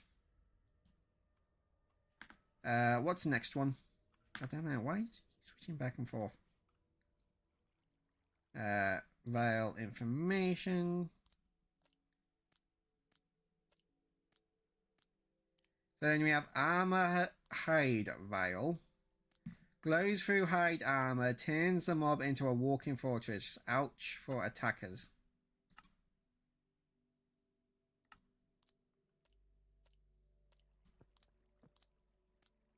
So let's load this in here. Summon you. And then let's summon a iron golem. Summon iron golem. Survived 1 hit, 2 hits, 3 hits. Okay, so yeah, he survived a lot more hits than like a normal one would. Yeah, normal one gets 1 shot. Or 2 shot. Oh, how is he surviving? Yeah, but they did a bunch of damage to him. I think the fire step one gives them like fire aspect. And that's why he was on fire. The add-on did not mention that earlier.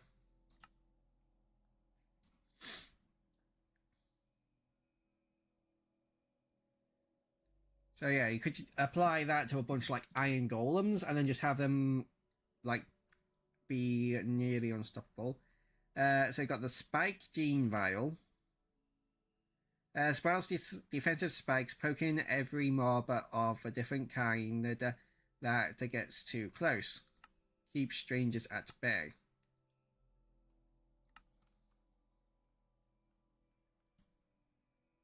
So I want the spikes. Spike gene. Confirm. So now he's spiky.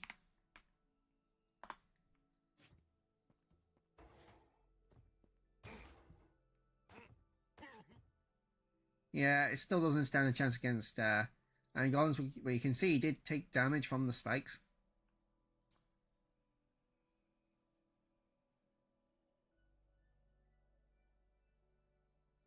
Where is it? My hide. Here you go, now you are very tough. A regeneration vial would be good. Why is he not attacking the Vindicators? They want to attack him, but he just doesn't want to attack them for some reason. There we go. That got his attention.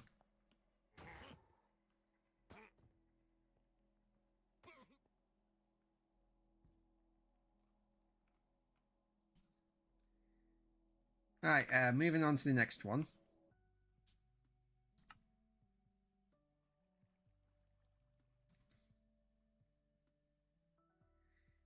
Next up, how many more is there? Oh, there's still a fair few more. Next up is Stride Sage Vial. Boosts the speed, making the mob zoom like it's late for a very important date. Gives the mob zoomies.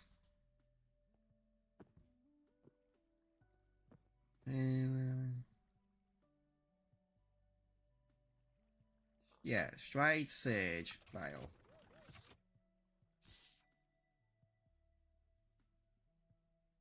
I don't know what that means. 14%. 14% what? Anyway, it should be faster now. Ah. Doesn't seem faster.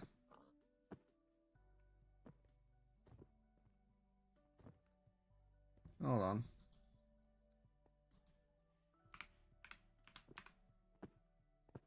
Let's get a lead. Oh, it's gone away now. Stride. Sage. This is just like that jumping one. No, he still got it.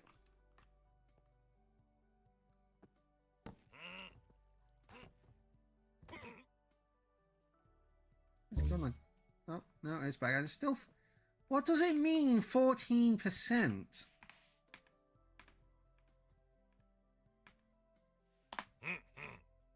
Oh, god damn it.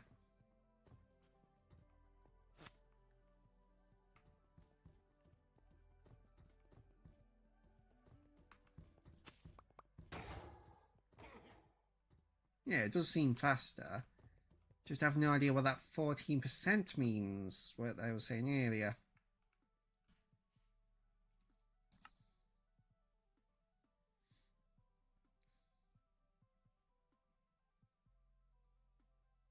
Forsaken Vial. Frostdaken. Oh, Frost Skin. So, why didn't they put a space between Frost and Skin? Anyway, Frost freezes water into ice, allowing the mob to traverse. Yeah. So let's go find that horse from earlier.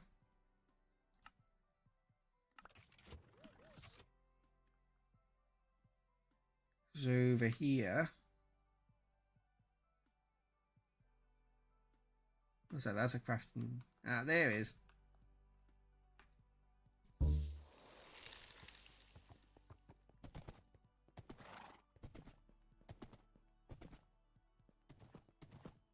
Why does it have the head spin mutation? I gave it the frost skin. Oh. Weird. You guys gave it both?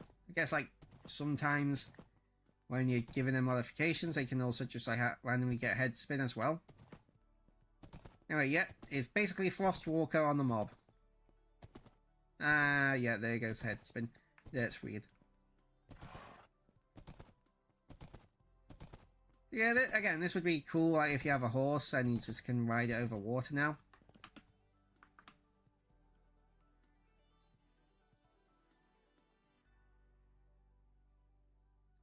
Instead of, like, having to get a lead and leading it over the water.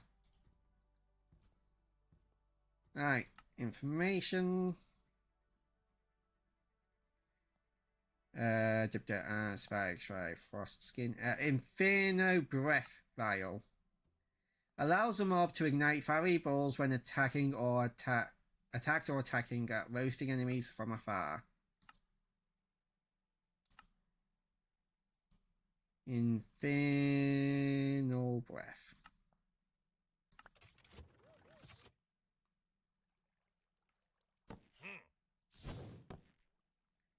Alright, so he has Infernal Breath. There we go, the Iron Golems noticed him. And he's dead. Come on. If I give you Infernal Breath.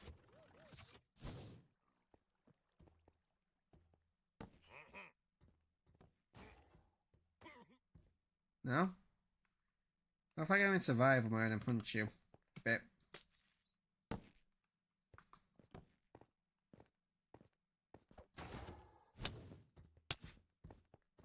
I heard it make a sound effect, but I don't. Yeah, I don't think that works.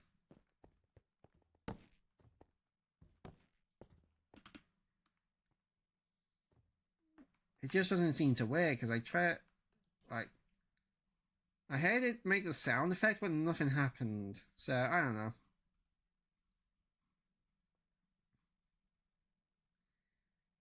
Boom. We already did Boom Core. Solar Core Vial. Harness the sun power of daytime, strength and speed, but fades at dusk to get weaker and slow at night. Ah.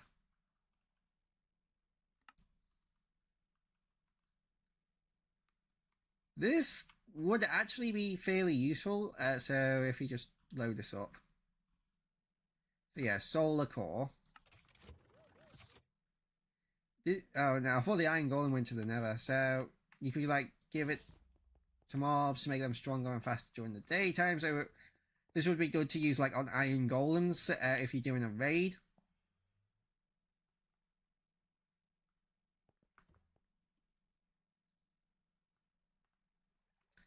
But if it's nighttime,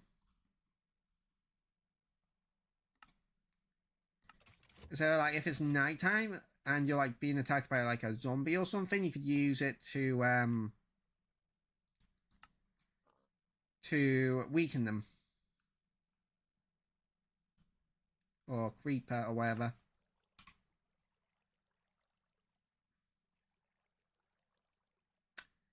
And you have the Steam Heart Vial. Regenerates in rain or water like a steam spray day for... like a spa day for mobs. So, steam spray.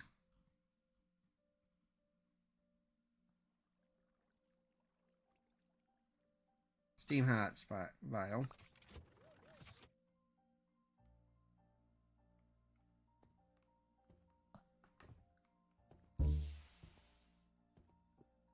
Split form mutation.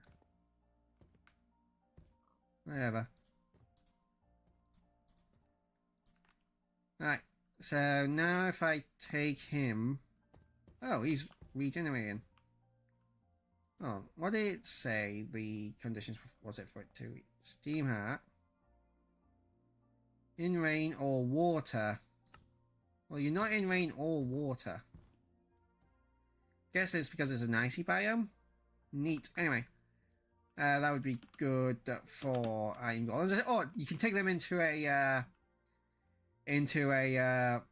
what is it called? The water thing, the ocean monuments.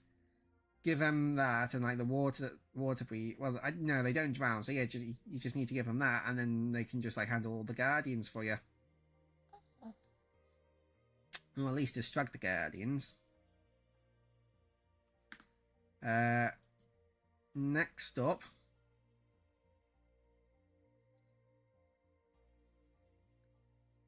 is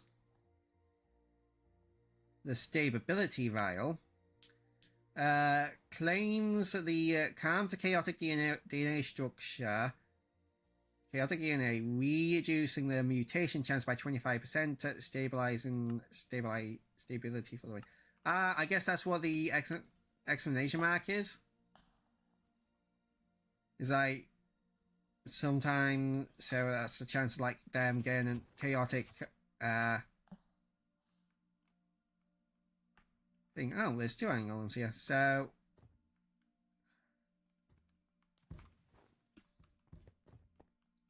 if we use this on you, yeah, so now that's 39%. Can you do that multiple times?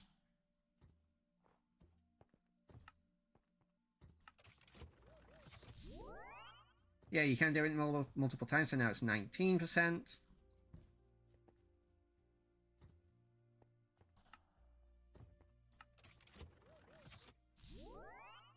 Now 0%.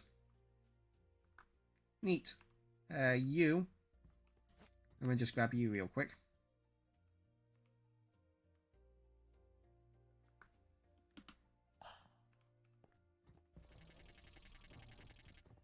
Alright, moving on to the next one.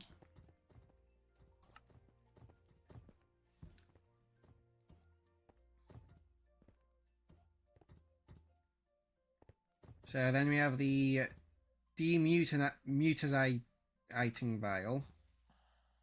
Erases one pesky mutation of your choice, giving the mob a fresh start. Mutation makeover.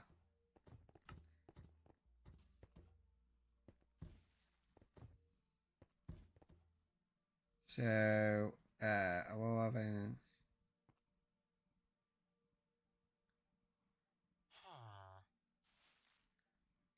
do I not have the demutinization?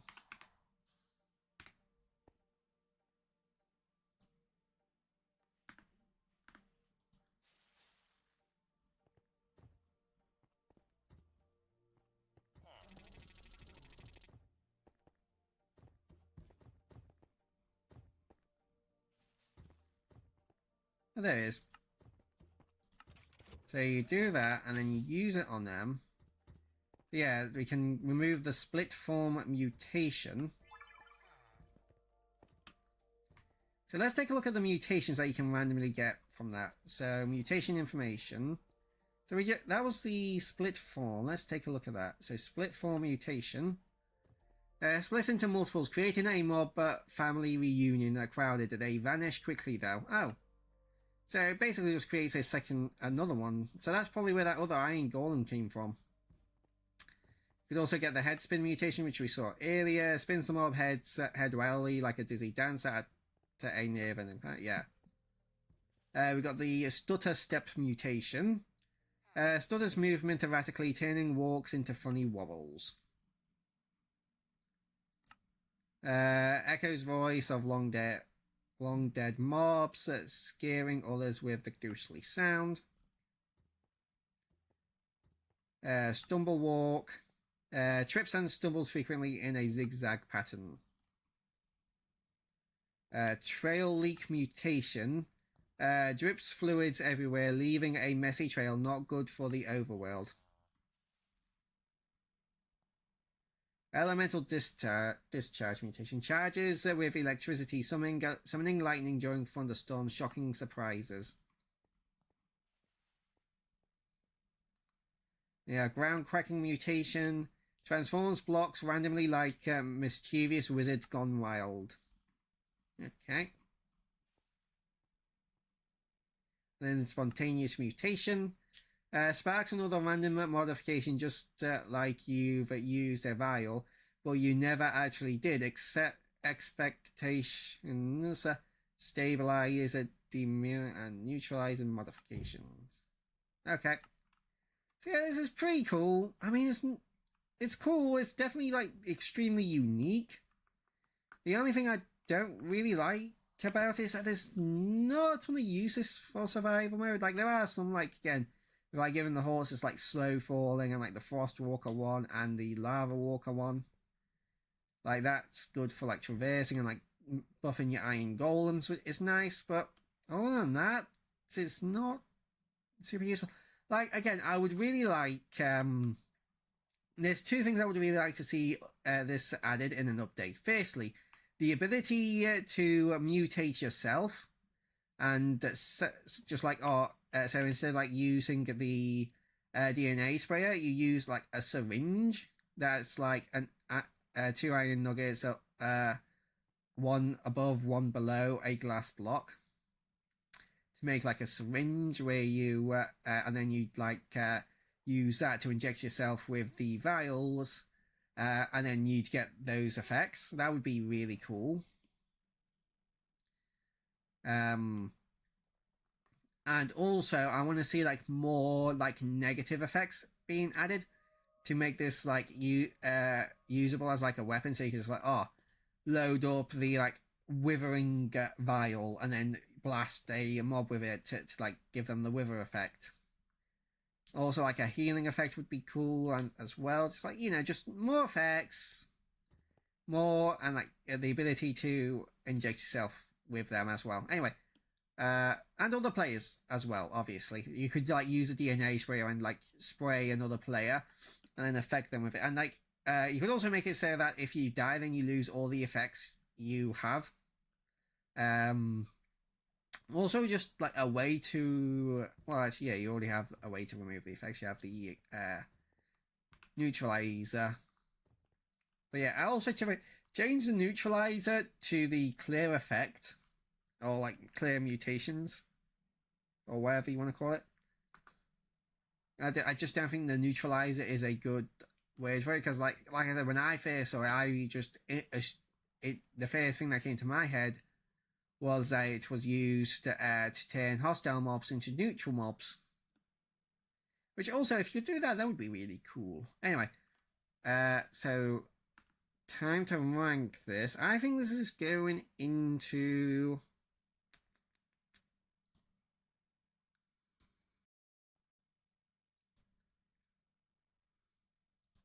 This is going to go into you should consider. Like I said, it does have some good uses. It's just not the most useful add-on in the world. And like I say, it is pretty cool. Oh, like maybe one that like makes them obey you. That would be cool. I don't know if they could do that. But if they can, that would be cool. Is what I'm saying. Right. Let's move on to the next one. So, 2 left to do. Sky, and these are probably the 2 biggest out of all of them. Got the Skyborne Kingdoms and Hardcore ++. If I'm going to do Hardcore ++, then Skyborne Kingdoms. Right. So I'm going to create a new world for this Hardcore one. I don't know how much it's going to affect the world itself.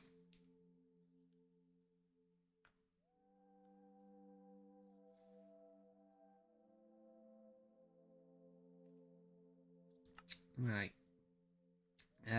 Advanced. I don't really care about any of this.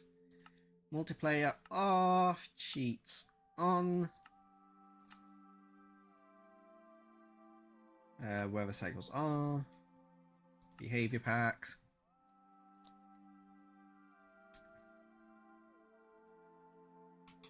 Let's see, yes, and not Sky, Hardcore plus plus.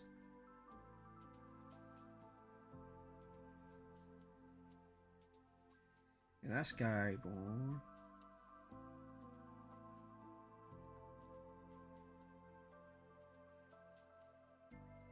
Where's Hardcore plus plus? Oh, there it is.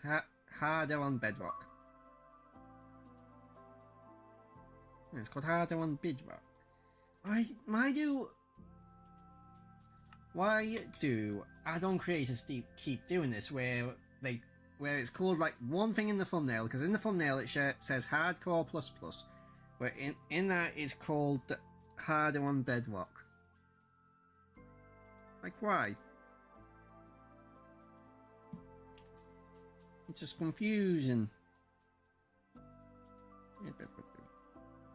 Boop the snoops.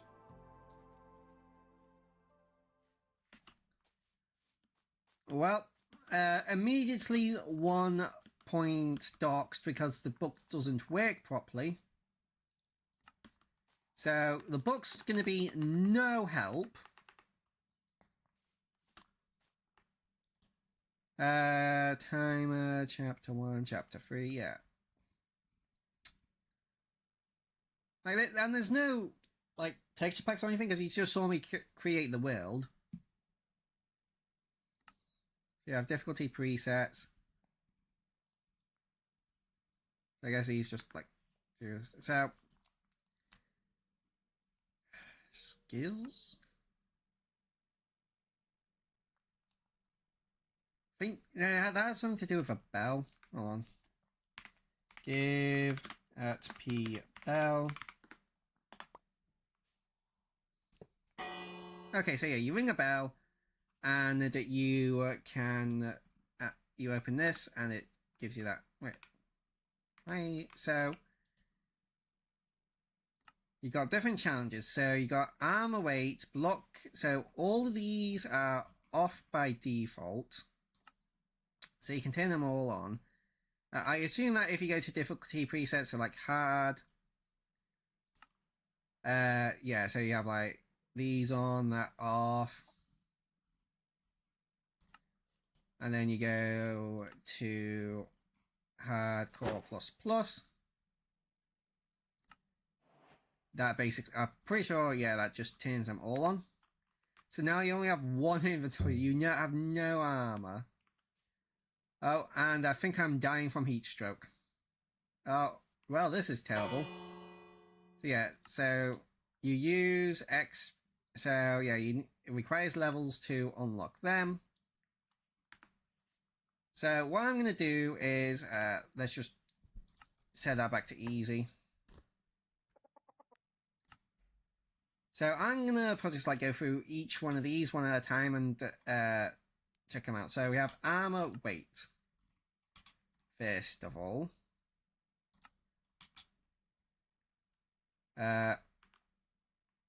So let me just go to game mode 1.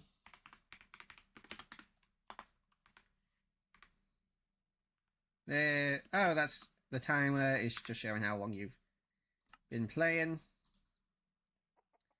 So I'm just gonna get some golden apples to help me heal up. And let's get some armor.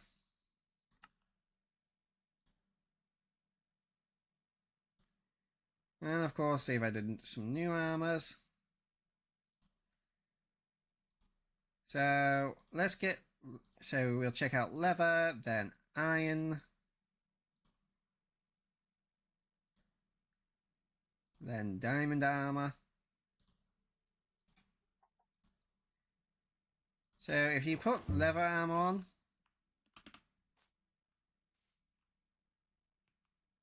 really, so even at base you don't have enough thing. So how much leather armor can you have on before you get slowed down?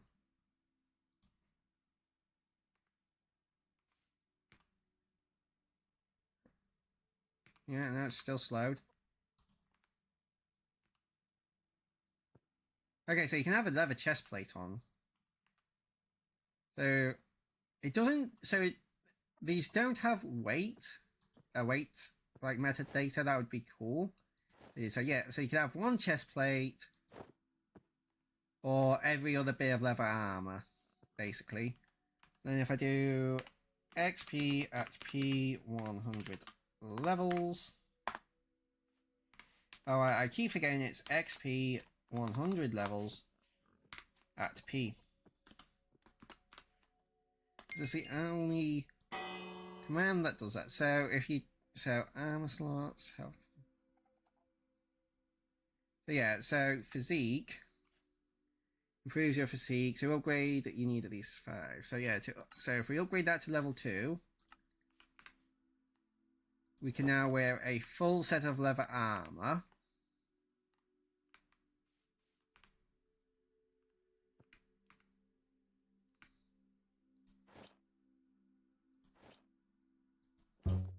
So you can wear 2 bits of iron armor. So you can either wear an iron head or boots.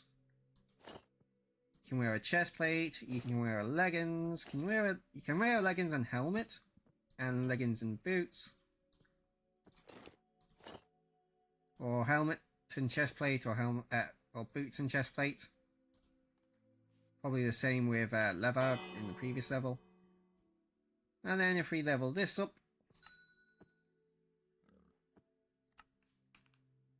you should now be able to wear full. Oh, you can't quite wear full. So, chest plate, head, boots. Yeah, so you can wear 3 pieces of iron armor. Level that up to 4. Then you can wear a full set of iron armor. And yeah, 2 pieces of diamond. Level that up again. And you should be able to wear full diamond. Yep. That's pretty cool. Next up is block replacement end. I don't know what that's about. Hold on. If enabled, breaking a block in the end can destroy an entire vertical. Ooh. So let's test this out. So set block wiggle wiggle wiggle port end portal.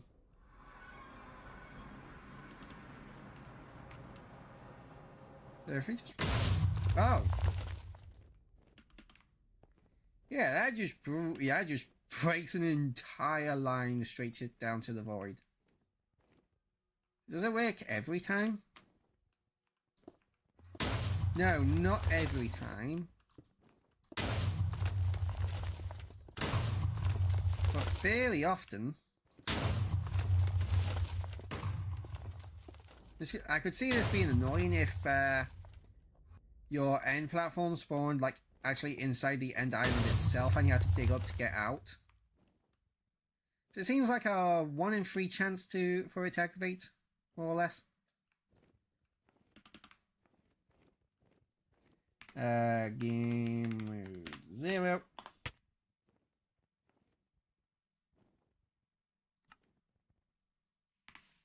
I forgot to set keep inventory on.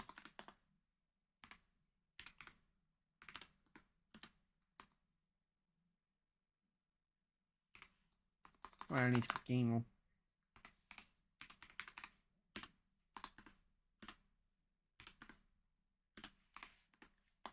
True, there we go.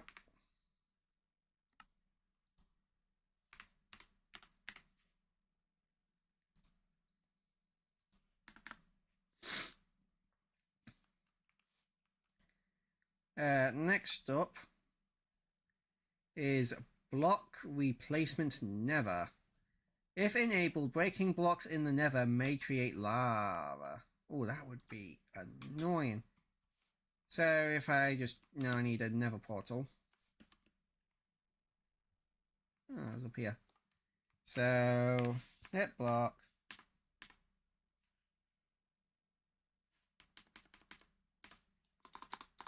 Portal. So if I just break a couple blocks.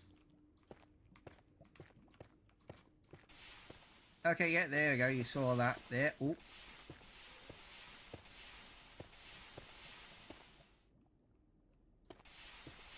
Okay, it seems like if there's another lava source near it, it's an increased chance. Or I could just been getting stupid luck there.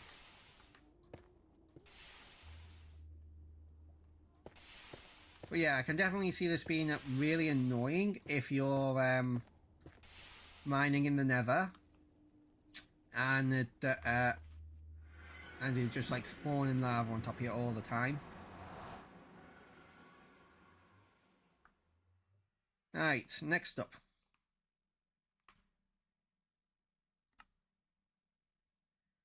Blocks instant break. If enabled, blocks like chest, barrels, buttons, and levers can break when used. Okay, so that could be really annoying. So let's say you have a chest.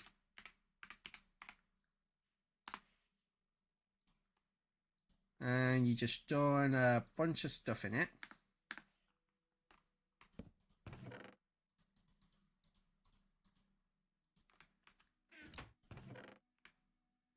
Oh yeah, I can grab the trapped chest. Oh.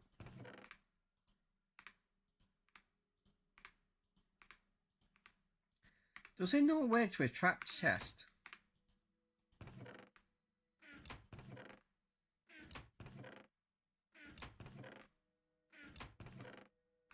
Hold on.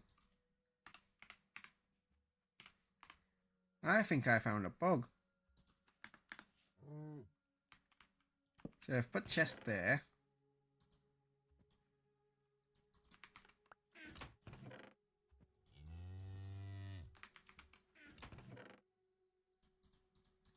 Put stuff into the chest.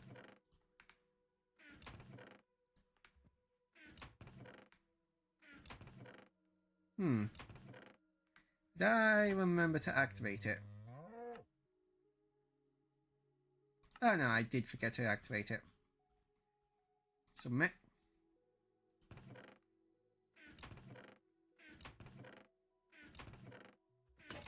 Oh yeah, there we go. That broke the chest.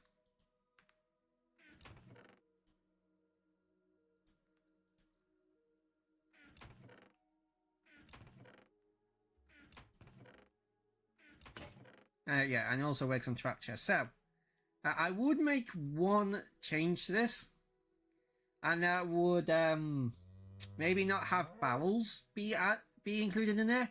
Because then that means that you could use chests, which are better than barrels.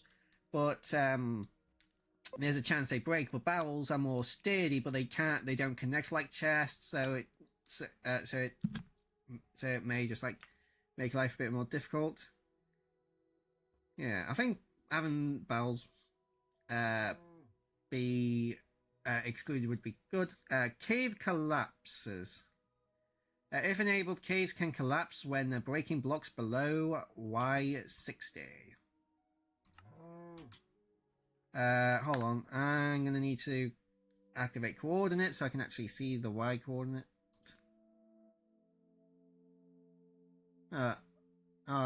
Someone left a comment a bit back saying good morning, it's like 4:48 in Texas, and it's like, yeah, I would do these streams later if I had the energy, but I like this. I've already been streaming for 2.5 hours for this, and I would definitely want to be able to like do this at my usual streaming time. So I'd just be too tired and be like, oh my god, I spent the entire day doing stuff, and now I have to stream for like ages. It also means I can just stream for a while without having to worry about how long I'm going for.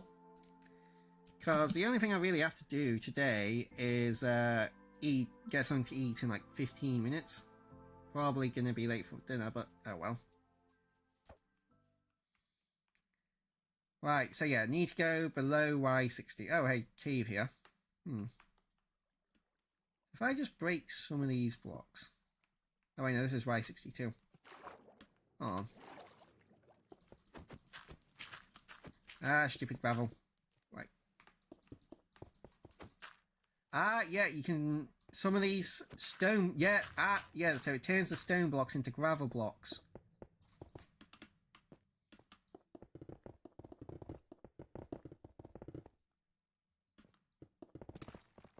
So, say you're down at Y-50, mining diamonds. You're just mining away, and then suddenly, all the stone around you turns... You've been digging turns to gravel.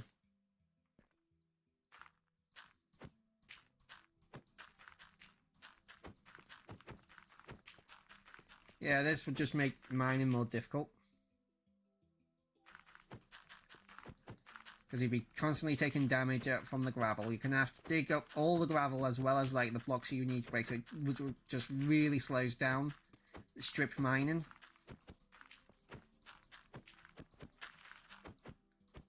Oh, and it also makes it so that there's a good chance you just die from having gravel fall on top of your head.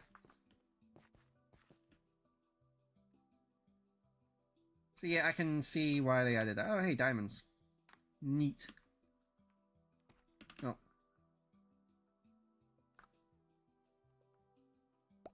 Hold on, can it turn ores into gravel? Okay, yeah, Right, I think they need to fix that and make it so it can't turn ores into gravel. I think that's just a bit too mean. Like, if there's, like, diamonds or, like, some ore above you and then it just gets turned into gravel. That is just... No, that's a bit too mean. I think they should definitely change it so that only like stone and deep slate can be turned into gravel.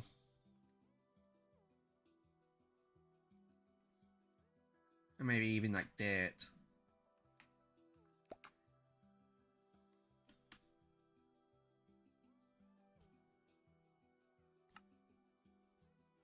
Then you have dead bush poison. If enabled, dead bushes can poison you when touched or destroyed. So, bush. Dead bush. So let's test all the different types of bushes.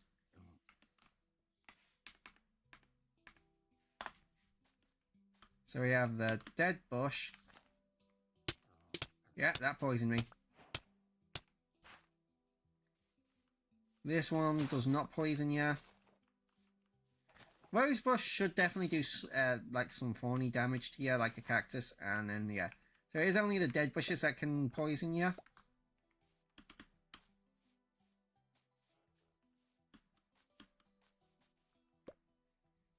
Moving on. Then we have grass / bush wither. Oh. If enabled, the grass and bushes can apply the wither effect when touched. Yeah, okay.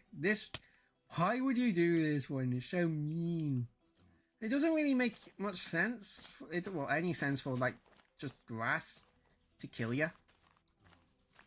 That's just a mean. It's just mean.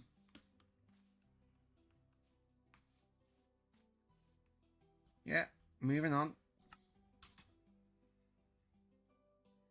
Flint and steel explode. If enabled, flint and steel may explode when used. So, let me just jump on a golden apple to heal up. Give at P flint and steel. Oh! Well, that didn't take long.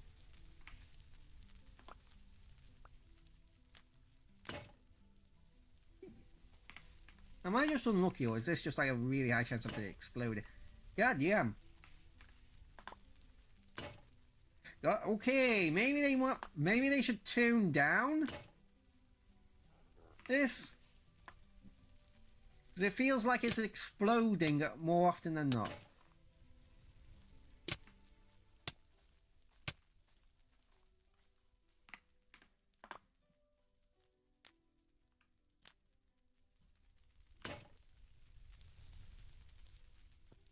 Anyway, moving on. Hand hits. If enabled, breaking blocks or harvesting items without proper tools can damage you. So if I just... Ow. Stupid. Ow. Ow. Ow. So if I punch this log... No, not that time. If I punch this log... No. I thought the logs would have a high chance of hitting you. No? Why am I not getting hit by the logs? Oh, there we go. Guess I just got lucky. It's not doing a bunch of damage, but it is annoying. Yeah, this one's not too bad.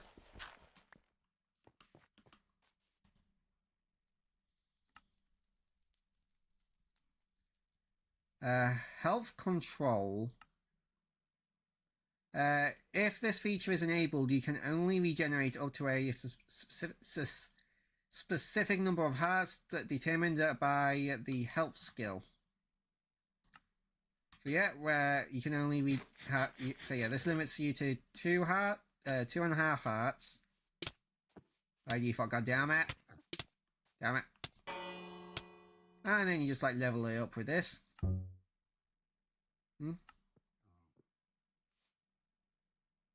Oh, I don't have any XP.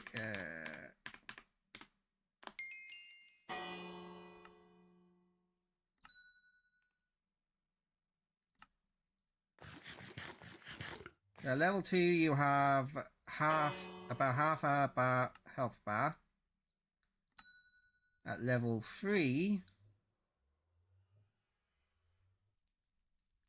you're only missing 3 hearts. At level 4, you're only missing 1.5 hearts, and then at level 5, you have your full health bar.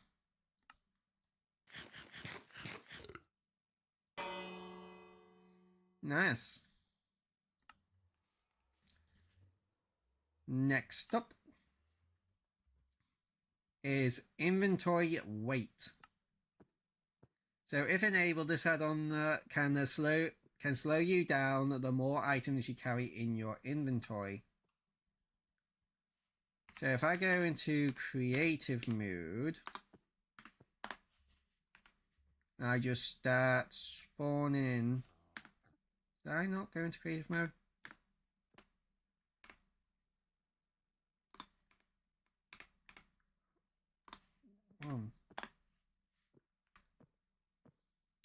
I just like grab a bunch of stuff.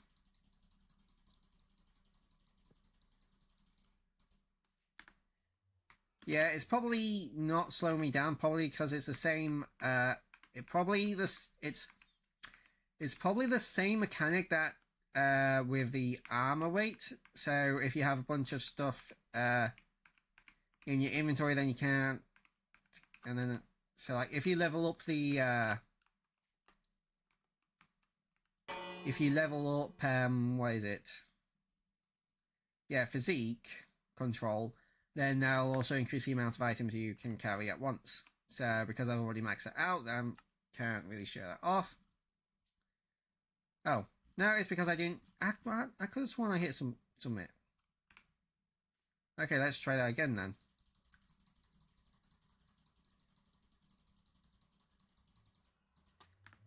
And I was still right about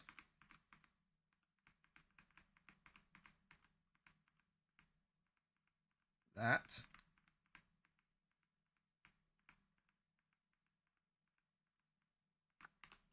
Anyway, moving on. Jump damage. If enabled, the add-on can damage you when you jump. So let's show this off real quick. Yeah. Okay, why is it wither? Oh, wait, no, it's wither because I'm walking on the grass. That's why. Oh. That was stupid.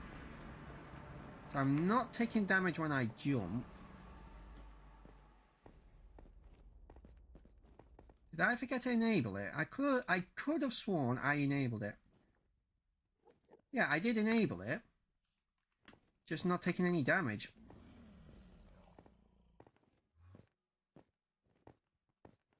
Unless she's like sprint jumping around. That's just normal fall damage. I'm pretty sure that was just normal fall damage. This one does not appear to be working, at least so far I can tell.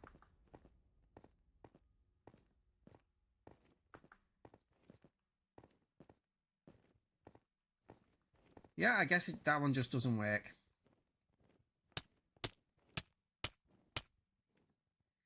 Maybe again it's using the thing. The same thing as like the weights. So because I maxed it out, it's not. God damn it. Oh, god damn it.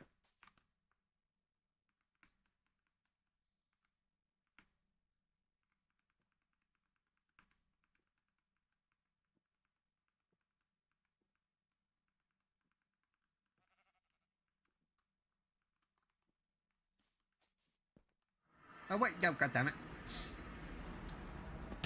Damn it, right.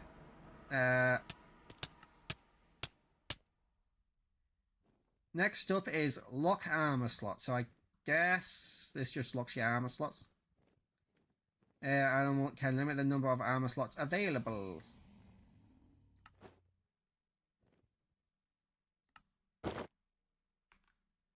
So, yep. And to unlock them, you just go to the armor. Ow. Ow. You go up here. Oh. No, again. You hit the bell. Where's the oh, there is armor slot.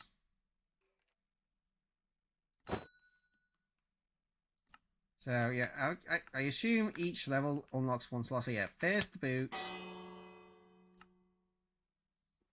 then I guess the helmet. Yep, then legs.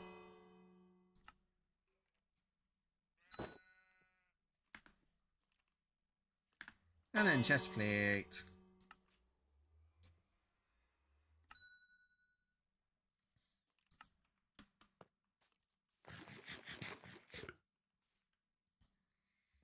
Next up is lock inventory slots. This is basically the same thing, but for your inventory. So by default you only have one inventory slot, and then you level this up once, and you get your hotbar. You level it up twice. You get another row in your. You get a row of your inventory.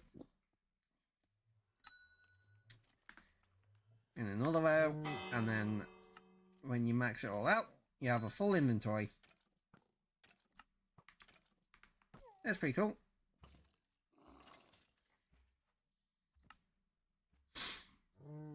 And next up, you have mob mutations. So if enabled, this add-on can mutate hostile mobs. So, what does biocontrol do? Okay, so there's a 50% chance of creating a mutant right now. So if I just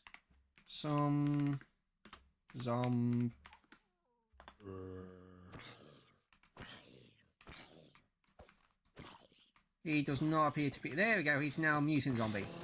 Okay, now he's even more mutated, and I walked into the end portal. And that is officially time for me to grab some meat. I could take a break after reviewing this and then quickly grab at least something to eat. Yeah, damn it. And I guess if they're like mutated, they do more damage. Hold on, let me hit me. Yeah, they do more damage and probably have way more health. The more mutated they get.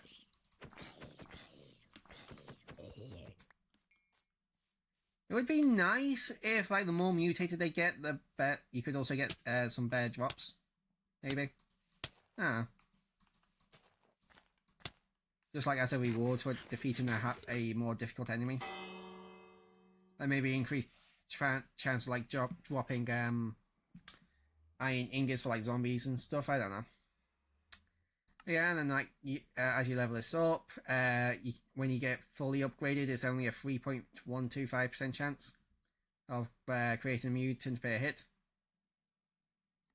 Not really going to show that off because it's not really something you can show off. You have mosquito wither hit risk. So if enabled, mosquito hits may apply the wither effect. So if I summon a mosquito, mosquito. Oh, they're bigger. And yeah, as you can see there, it did wither. Yeah, can you stupid.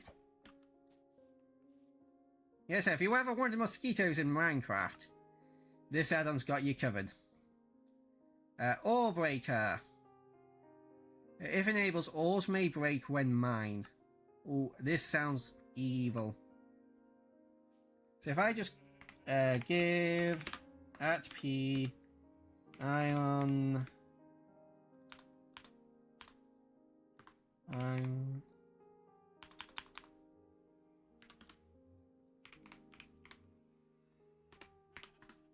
pickaxe and ore.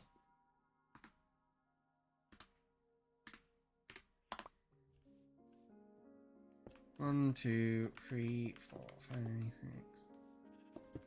9, 10. So that's fine. That's fine. Okay, yeah, it just destroys the ore.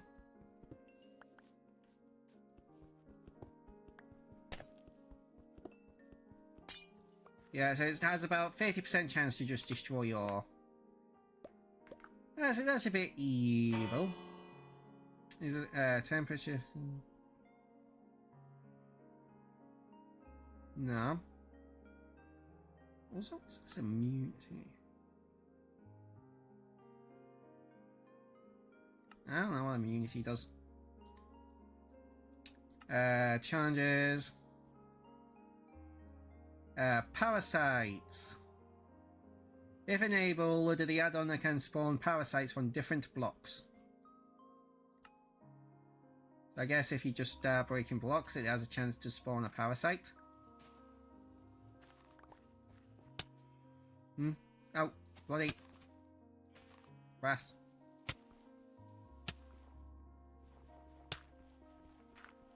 Oh. Oh, no, he'll jump. Oh, I got damaged because of jumping there.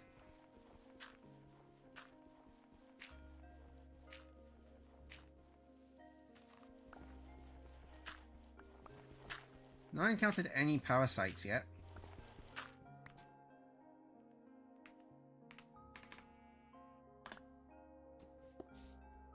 Oh! Yeah, because of jumping, great. So there's like a silverfish here.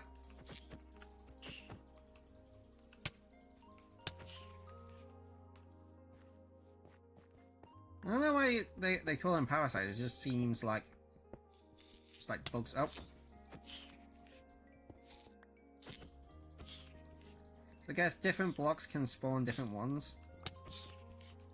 Or I'm just like having every block be a chance to be a infested stone block. Other than that, I don't really know what it does. Yeah, this one spawned like a little grub parasite.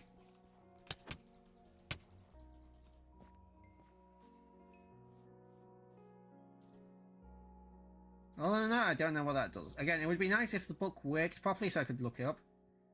Poisonous berries. If enabled, some berries, sweet berries and glow berries, can be poisonous when touched or eaten.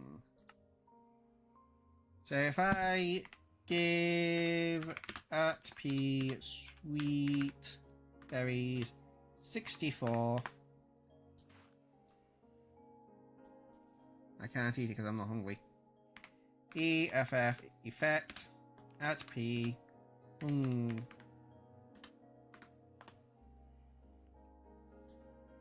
on. Oh. Well, that poisoned me, or withered me. Why am I not getting hungry? Oh wait, piss.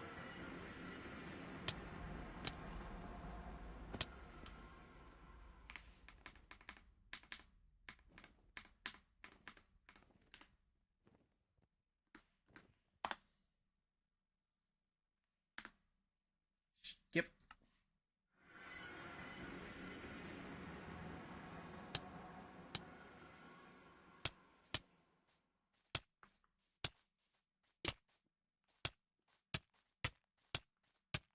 There you go, I'm hungry.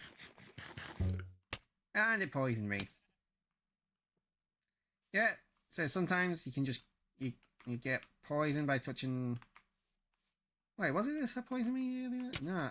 Oh, there we go. Sometimes you get poisoned by touching berry bushes, and when eating berries you can get poisoned.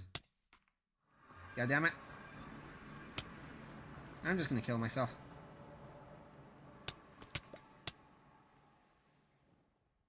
Respawn.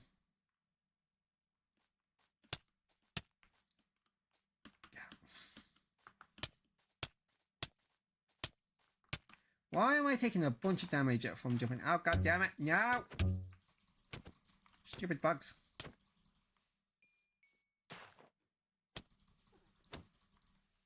And now I'm hungry.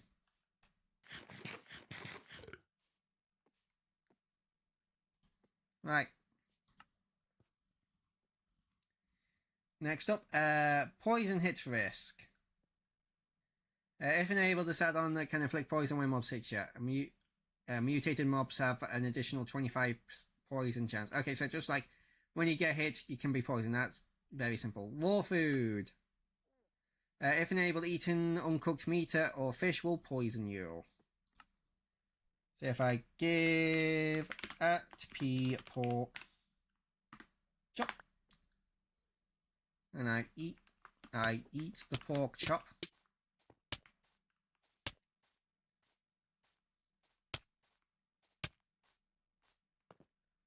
I really should break that end portal because I keep running into it.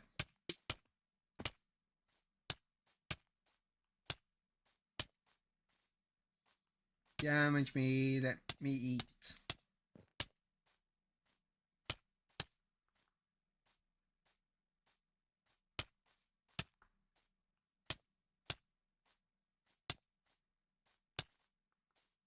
Here we go. Ah, it didn't poison me. Did I forget to turn it on?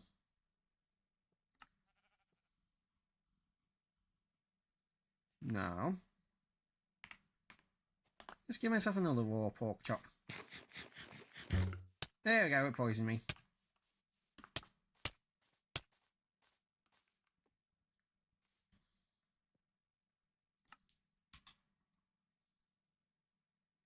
Next up is stamina.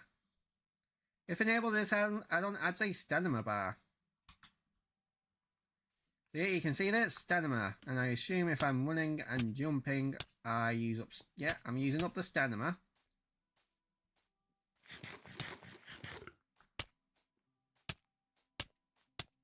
So just keep running and jumping.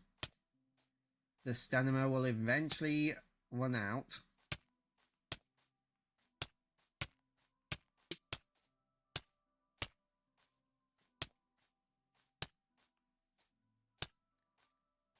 Yeah, so yeah, you have a lot of stamina. I'm surprised at exactly how much stamina you get.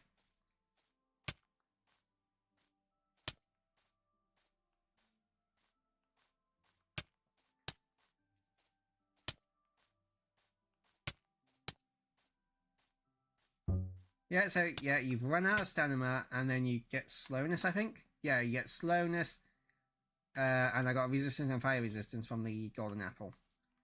So yeah, and just to recover it, you just don't run. You just slowly recover stamina.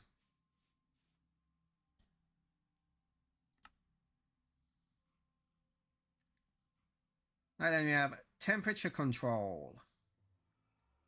If enabled, the add-on adds a temperature system. So I assume, yeah, there you go. So you can see at the bottom there that under stamina there's now heat, and now it's way too hot. Yeah, so when you get too hot, you get nausea.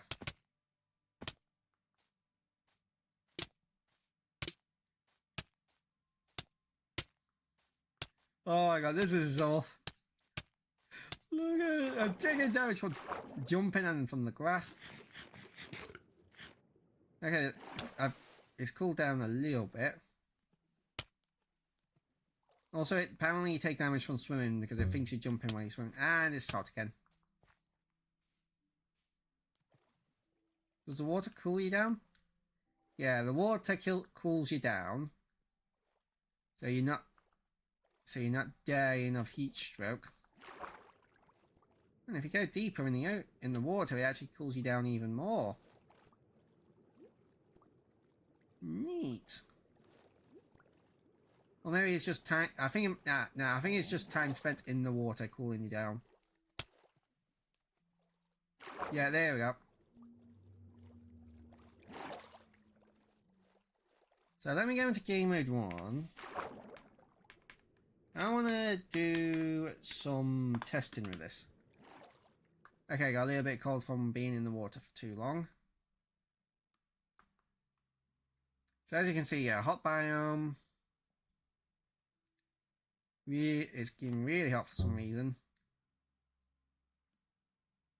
Why am I dying of heat stroke in like a temperate biome? Ooh, does being in a cave cool you down?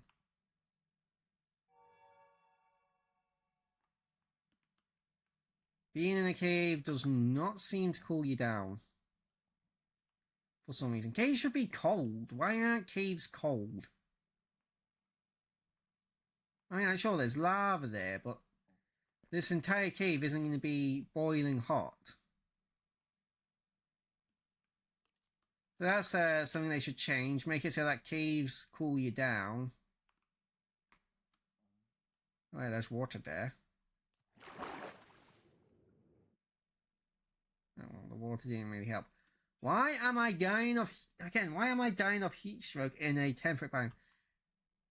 I should at least be, like, neutral here. I shouldn't be boiling hot.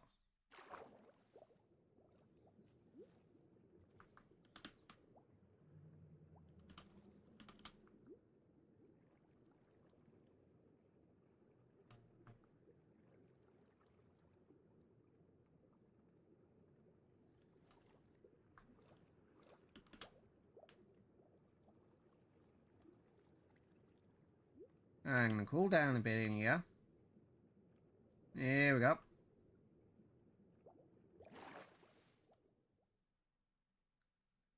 Yeah. Is it because it's midday? Oh yeah, village. So what if I go into... Is the house going to cool me down? No, I didn't think so. What if I change the time to be sunset?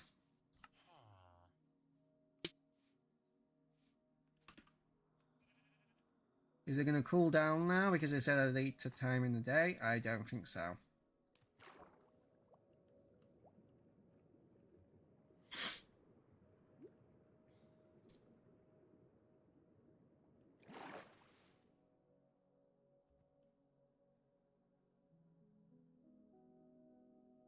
Okay, so my heat doesn't appear to be increasing at this time of day. So I guess like at sunrise and... Oh no, it is increasing. So how would you stay like. So my criticism of this is basically like, sure, it's fine having. Oh, it's cool. It's fine having the hot biomes, like have you almost dying of heat stroke during the day, but it needs to be adjusted a bit more. So like temperate biomes like plains and like cherry grove biomes, you know, those kind of like medium temperature biomes should not increase or decrease your heat. I could see the exception being like midday. Like if you're out during midday, you know, when the sun is like the highest and the temperatures are highest, then if you're in a hot biome, you're basically dead. You're getting heat stroke and you're like dying almost instantly if you're moving around at that time during the day. But if you're in a temperate biome, the heat just goes up, not like super fast, but it goes up like a bit, like medium, and you need to like and also like change it so like if you're in a cave or in a house or something like it, then your temperature goes down. Like yeah, if you stand still and do nothing, your temperature goes down. That's good. That's cool. I like that. And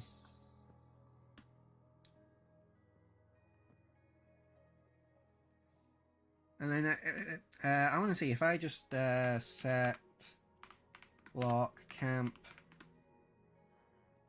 I forgot to do the wiggles camp. This is going to increase my temperature, isn't it? Yeah, there we go. That's increasing the temperature. If I get some snow,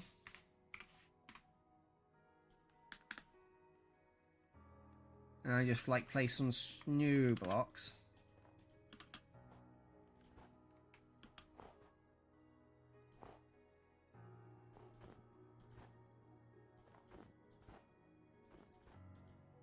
Yeah, you can see temperatures get, yeah, so being in water and around snow does lower your temperature. That is good. And obviously, like, if you find a frozen biome, your temperature's going to go down unless, like, you know, a campfire or something. Do torches increase temperature? Don't think so. So yeah, maybe. So yeah, having like torches, campfires, and like furnaces, active furnaces, increasing your health, your heat would be cool.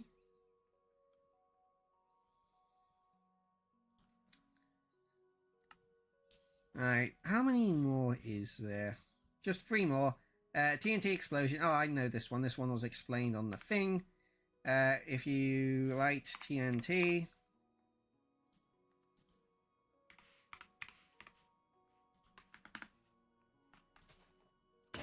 it instantly is supposed to instantly explode.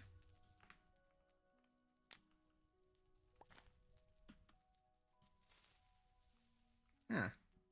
Did I forget to activate it? Did I forget to click the submit? No. Oh, can explode instantly, so it's not guaranteed.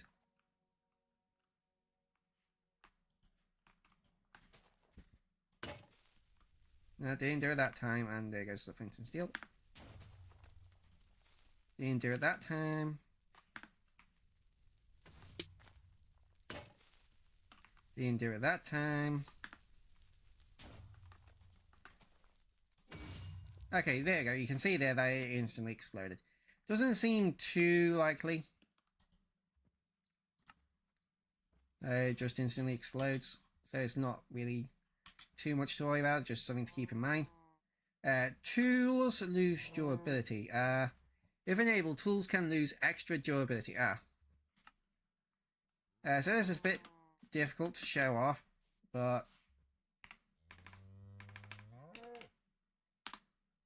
if I go into survival mode, you can see here that I've got a fair amount of durability on the pickaxe.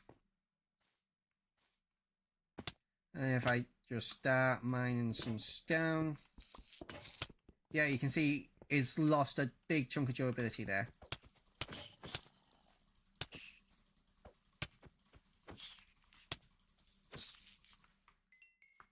So yeah, this makes tools, yeah, basically just take a bunch more durability damage. Which is annoying. Not as annoying as these silverfish.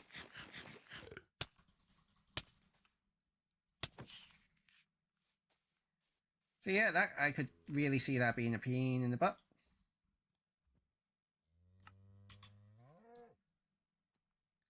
And water management. If enabled, you must drink water regularly to survive, but to be careful, drinking unfiltered or uncooked water can harm you.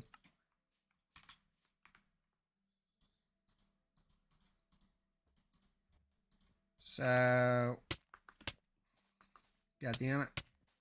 I do remember seeing in the thing earlier, there's a bell.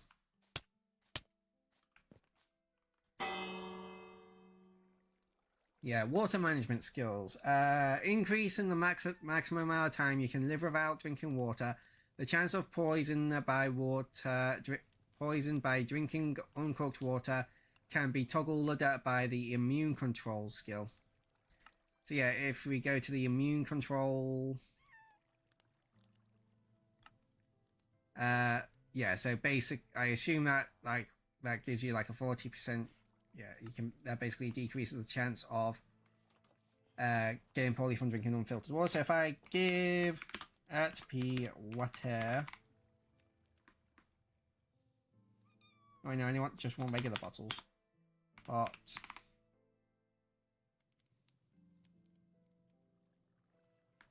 Oh yeah, it is glass bottle. Wow. So I'll just give myself some of them.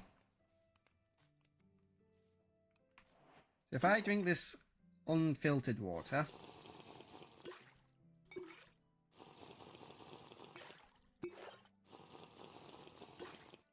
why am I not getting poisoned? This is just random water.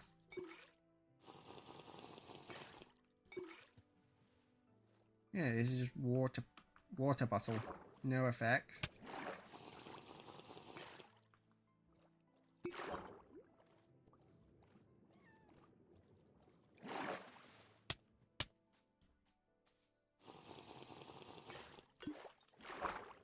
I really should be getting poisoned from this or something.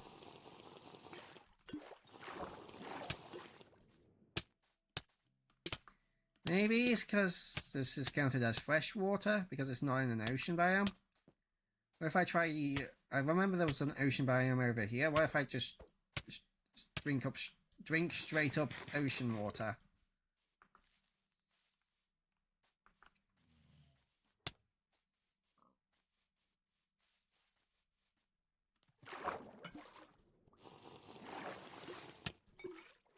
No. The only damage I'm taking is because of jumping. I don't know, I guess it's just a really low chance to get ill from water. So, oh. Give P firm. I guess what you're supposed. Oh wait, did I? Well, yeah, I definitely turned it on because there's the water meter there. So I guess you can. Oh no, you can cook water bottles to get. Okay, so I don't really know what's going on with this.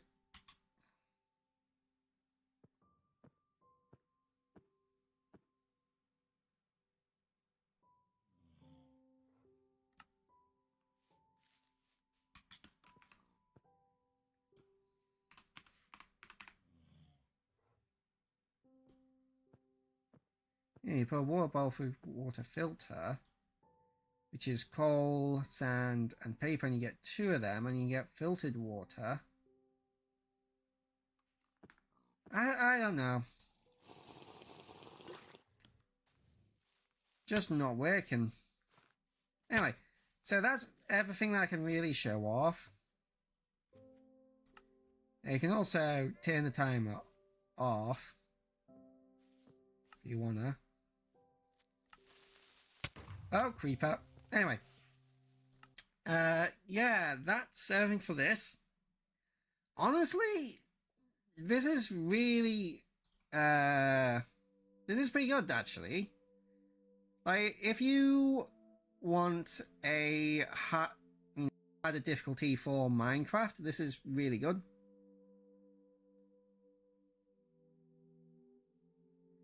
Hold on, I need to find. Here it is. It does need some adjustments. Like I said, that in this, like, some things need to like be changed here and there, but it's still pretty good.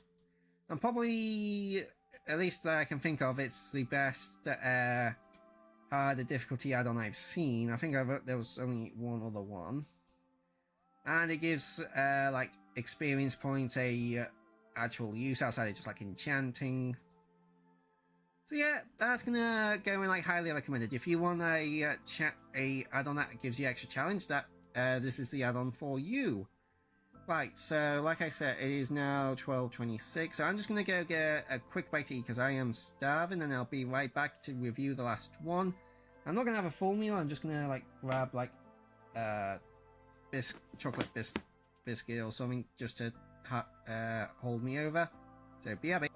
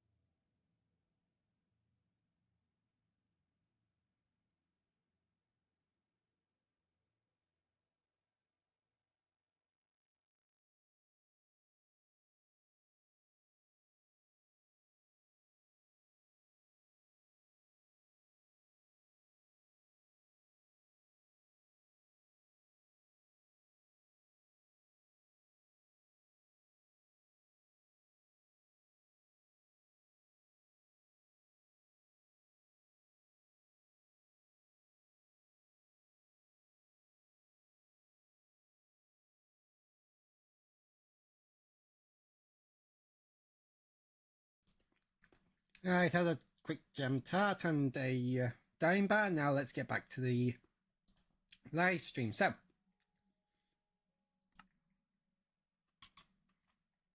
let's delete that.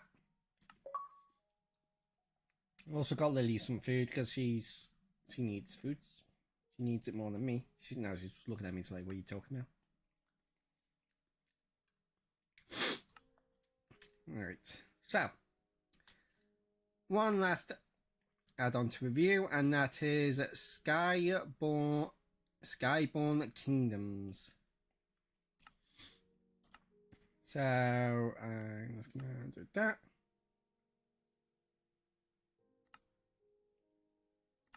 Multiplayer off, cheats on, always day, weather cycle off. And this one's going to be easy to find because it's right down at the bottom.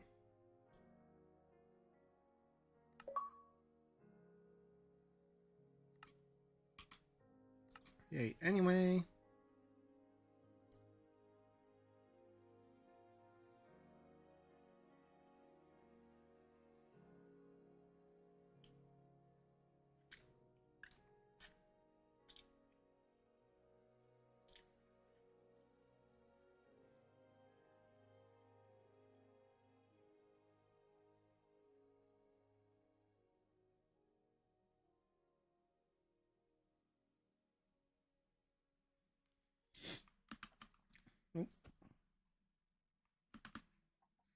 Right.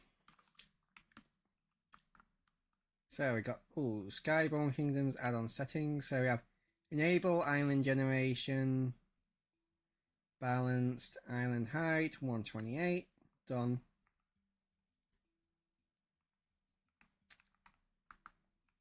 So Skyborne Kingdom.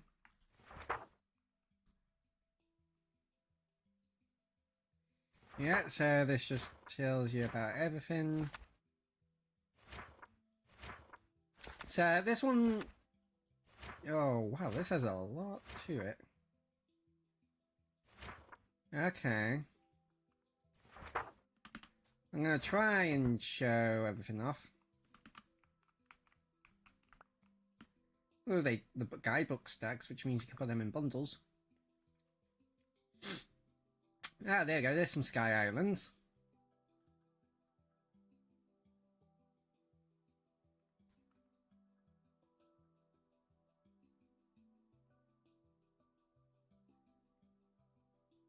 And this one has water coming down, so you can get up there about Elytra, or near pollen. This is a cute little one, it's like a little autumn one.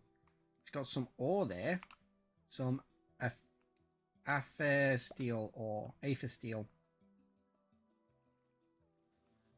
It's like, oh, the Dungeon Spire 3. We've got loot chests, I can't.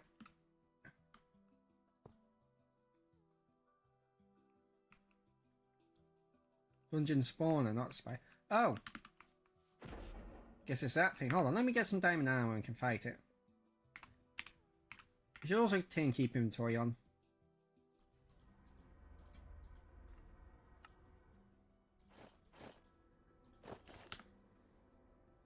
Game will keep inventory true. Let's set my let's set my spawn up here as well.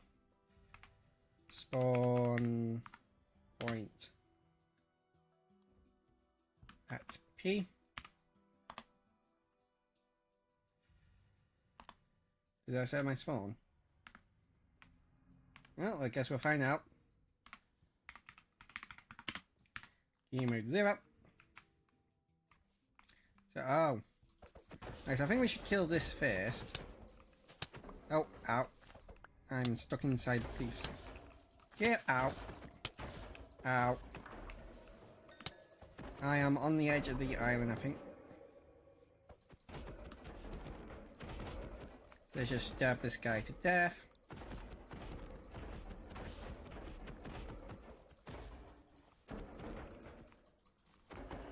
Ah.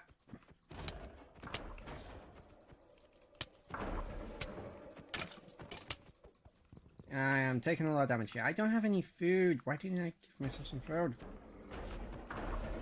Hey, that's dead. Right, they can't get under the tree. Ha! Oh, that guy figured it out. Well, I'm just gonna give HP cooked pork chop 64.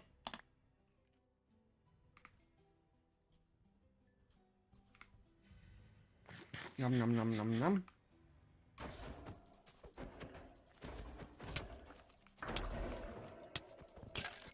Oi! Annoying. Ow. God, healing in Bedrock is so slow.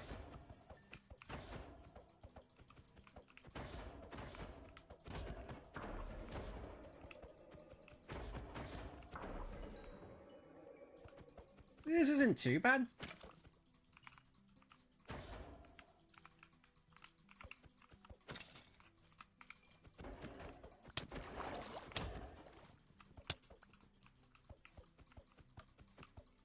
They look cool.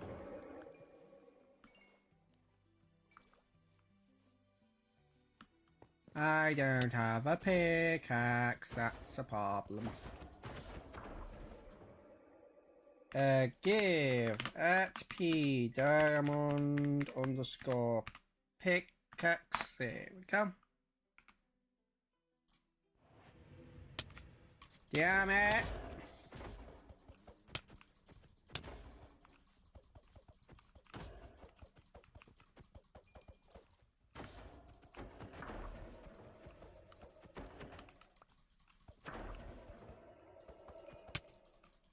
Oh, come on. Oh, I did successfully reset my spawn here. Nice.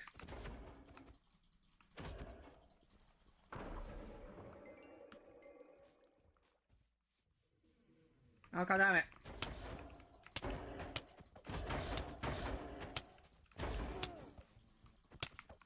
I can make a mob farm for these things.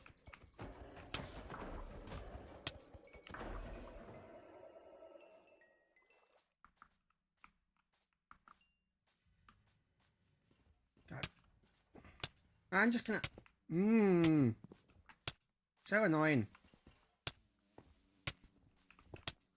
Okay, this has the same problem.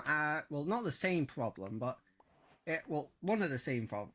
Right. So if you remember last week, I reviewed that dungeon crawl add-on, and one of the problems that I had is that you had to break the spawners, but it was really difficult to do so because there was just so many mobs hitting you around that breaking the spawners was just quite difficult. And this kind of has that same problem, that you need to break the spawner, but yeah, it's just not very easy to break the spawner.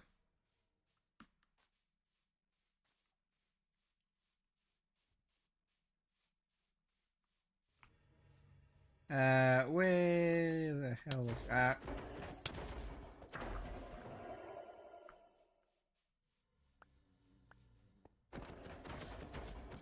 And now you're stuck in the hole. So how do you get the chest?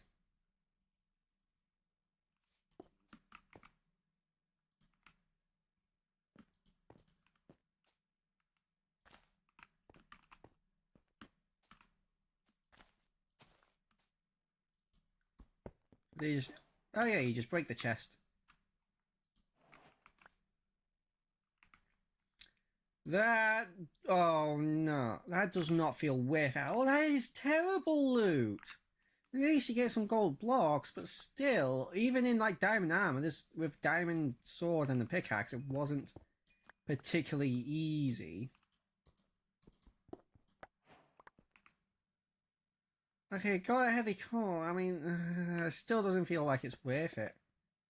Okay, now we're talking. Netherite ingot, echo shards, turtle shell helmet, and eyes of ender, some gold ingots. Yeah, okay.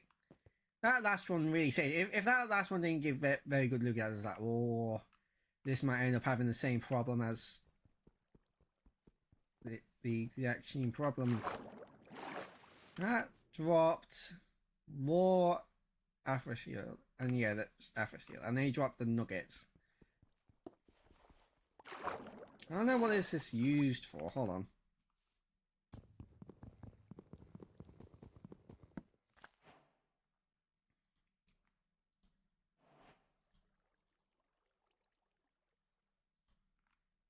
Crafting table. So you can make the ingot, and then what do you use the ingot for? So you can make the tools and armor. So let's go into game mode 1 and let's grab them real quick and we can take a look.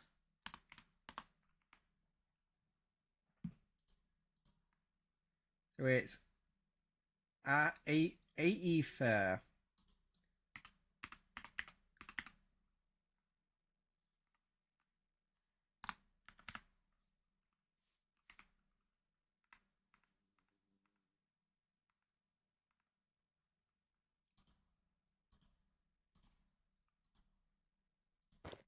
Two, three, four.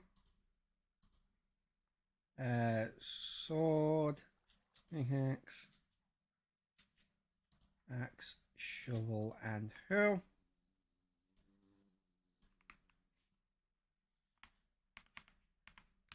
So, how do these compare to diamond? Ooh, wow. So 11 attack damage. Ooh, wow. Yeah, these are much better than diamond.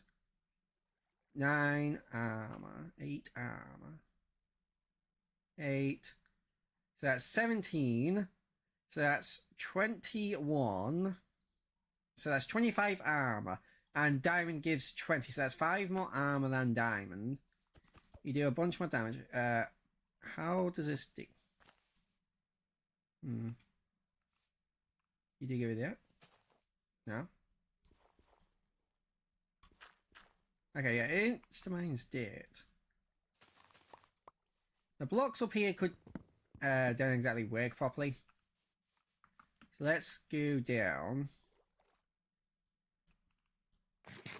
Ooh, the armor gives you speed, jump boost, resistance, health boost, and slow falling. Hold on, if I... Yeah, I should be safe. So if I take that armor off... Yeah, so they've kind of made... I think they've made a bit of a mistake here. So if you take the entire armor... Nah, okay, so I was going to say if you take the armor off, you might still have the effects anyway, but nah, yeah, they did account for that. Okay, yeah, so that's pretty good. Now, I'd say this is about as good as diamond off the top of my head. Shovel... Yeah, again, I'd say mine's about as good as diamond. Oh, crap. What the hell? Okay, I think the armor strikes things with lightning if they hit you.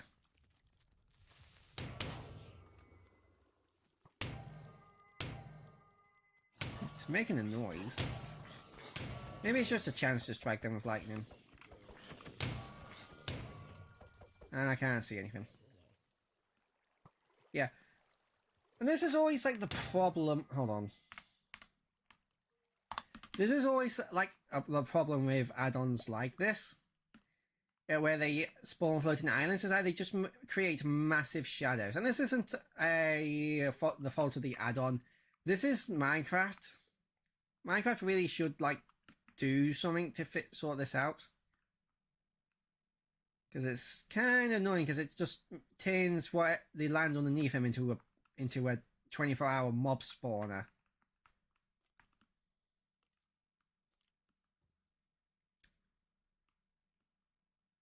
And got some a dungeon here, so I guess...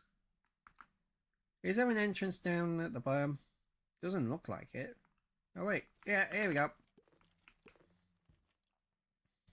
So let's go into survival mode.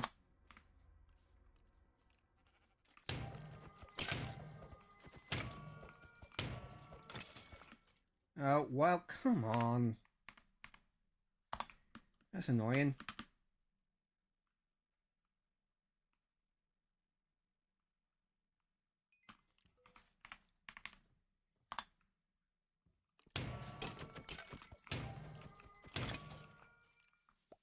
I need to kill you because you're like one of the spawner guys.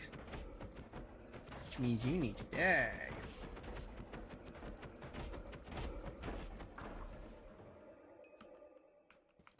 Oh yeah, they can spawn guys apparently. So he spawned the bunch right on top of him and then they got stuck. Oh yeah, another one. Where the hell did he come from?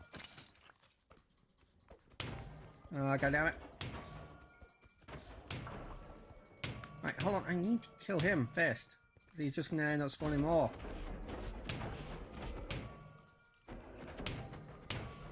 This armor's quite strong.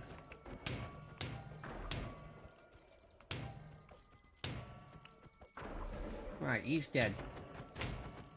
And you now die, please. Good damn.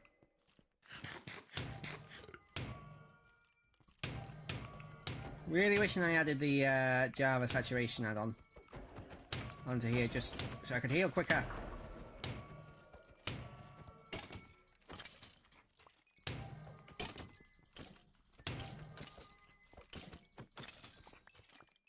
Right, mine that. There we go.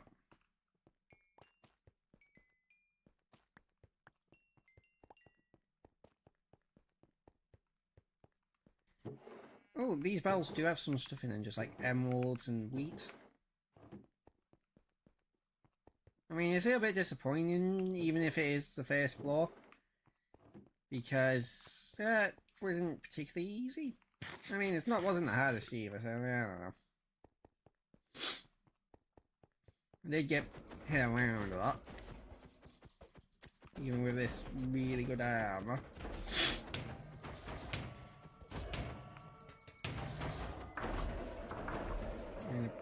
And this good sword. That was a trap. I don't know what was in it. Probably hit themselves with the whatever was in it. There we go. Just more wheat and emeralds. Really, nothing else up here. Oh, that's disappointing.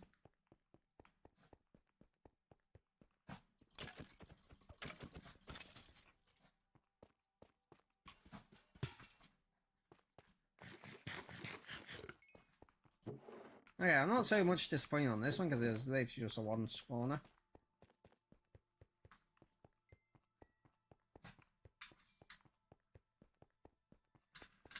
And this is the top.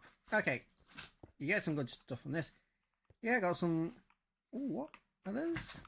Right, got ender pearls, got leather, got dust part. Are these special? Spy glasses. No? Ah, the texture looked weird. Thought they might have been special. Oh well. Oh, you get from this gold. Ooh, what are these? Got some like special ingots, got some aether stealing. I already had that. Oh no, just iron ingots. Nothing special from that one either. Yeah, oh, got an ender chest. That's nice. Got some amethyst. Some ender pearls. Yeah, this wasn't too bad. Another ender chest, some emeralds, some glowstone dust. Ooh, diamonds, ender pearls. Gold. Yeah, this one wasn't great, but it wasn't terrible either. You get a bunch of emeralds and ooh, some gold. Get some decent stuff, but nothing amazing.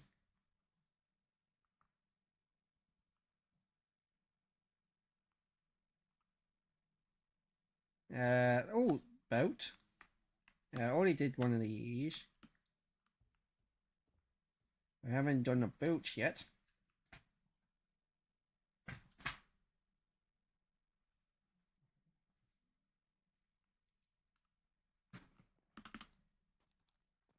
They've taken prisoner.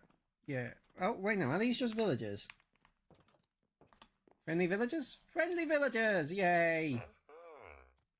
So yeah, this is a sky trader. He'll like give you trade some stuff so you can get like phantom membrane off him, glass, paper, emeralds. Oh, and you can trade them others wherever they are for them. That's pretty cool.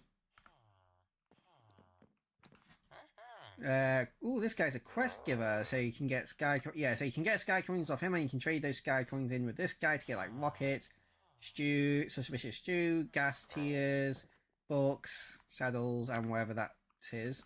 I think that's a mushroom. Ooh, and you can loot them.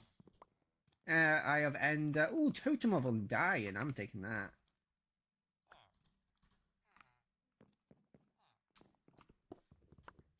Heavy core and yeah. Oh, this actually had better loot than the last place.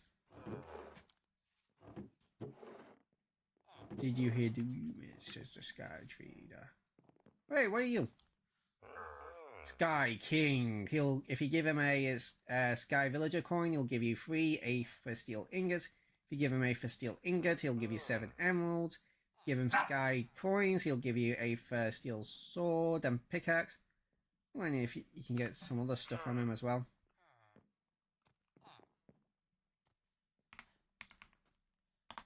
Right, so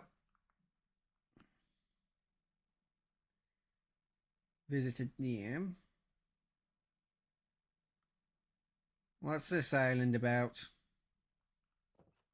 Oh, it's got a farm and a blacksmith and some villagers. And one of these, I'm just going to break in survival mode because I don't know if breaking in create. Yeah, so like, oh, got some. Ooh, got some really good loot. Lily, come here now. Lily, come here. Oh, I did one. Oh, that's new. Hold on, what's that? Down there. This little island. Oh, it's just like a little hut with some ore and a furnace and a crafting table.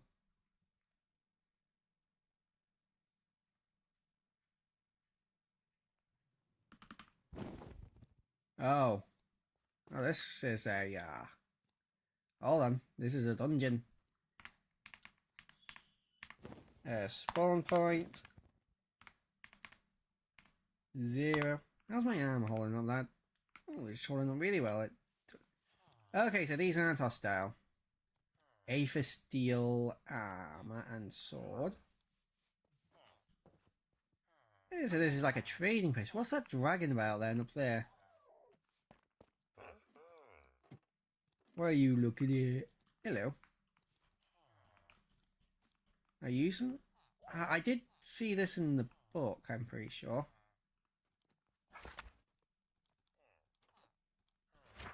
Let's see.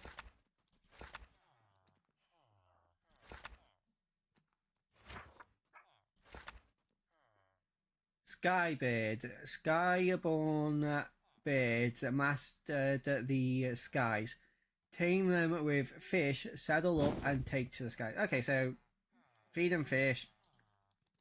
Put a saddle on them. Give at P card 64. So, oh yeah, you just interact with them with fish. Then give at P saddle. Put saddle on them. Ooh. Yeah, and you hold spacebar to fly up.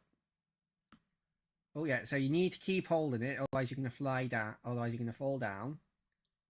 Yeah, oh, this is fun. This is pretty cool. I like this. Has a ton of health as well, and it's quite fast.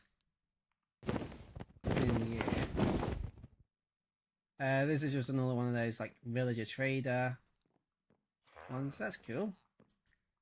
I like it. I like this a lot.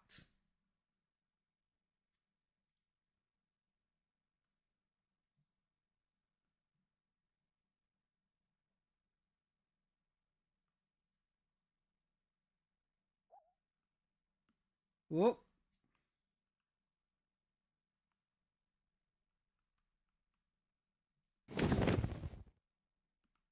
Yeah. Oh. Yeah, this is pretty cool. Pretty sure you've seen all the different types of islands. While I was flicking through the book, I was looking at the islands, and I think we saw the different types of islands. Now, it did mention something about a portal. Hold on, let's get away from these books.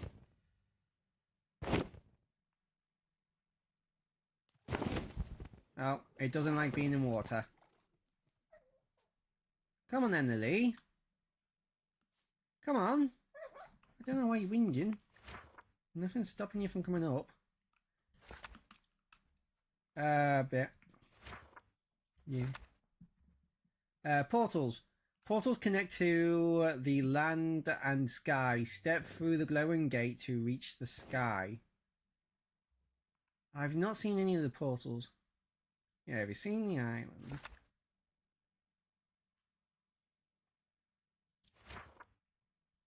Yeah.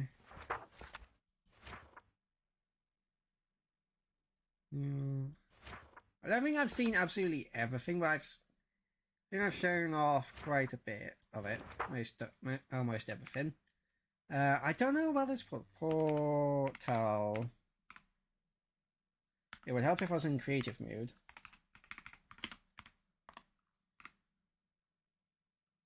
Yeah, so you have the skyward portal. So can you just like build your own portal?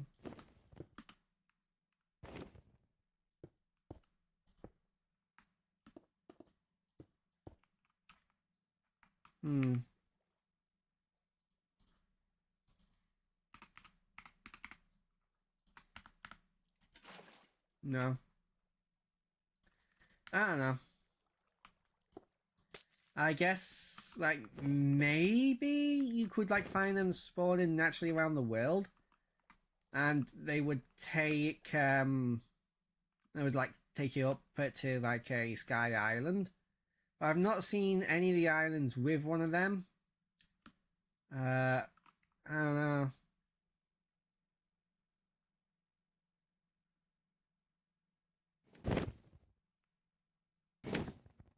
Yeah, it's a really cool add-on. Definitely would get cooler when like Mojang releases like the ability to for add-ons to add their own dimensions, and then they could have like the sky islands be their own dimension. I don't know how well that's going to do because I'm pretty I've heard that when that fully release it when they do release there's one when they do release that they when Mojang releases that they've already got like a official port of the Ether mod ready to go. So yeah, it just like teleports you up here. Not super useful. Oh, and if you're in survival mode, I doubt you'll be able to break them in survival mode. Well, yeah, you can, and you can pick them up. Don't know if you... So, if you can pick them up, I assume you can also light them? Hold on, so if I pick these up, and I rebuild it...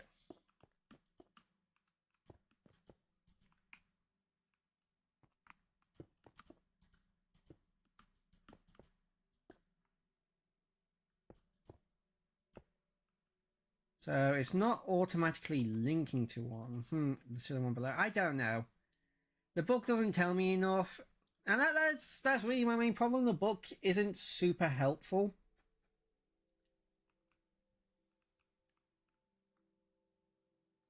Yeah, and because I broke that one's now no longer lit. I don't know how they work. Like, I think they should update it and improve. They need to improve the book. Maybe add a few more Sky Island variants. Like that's definitely something they could do in the future. But these do look really cool. I do like them. Are those iron blocks? Those are iron blocks. Oh no, they're not. They're smooth stone. But yeah. the islands look really cool. They've got some they've got some good loot. They've got some, yeah. This is pretty good. I like it. And you can also set what Y level they spawn at. So if you're like in the water world or the void flats, you could have them spawn wherever you want. Almost. Alright, not seen this one.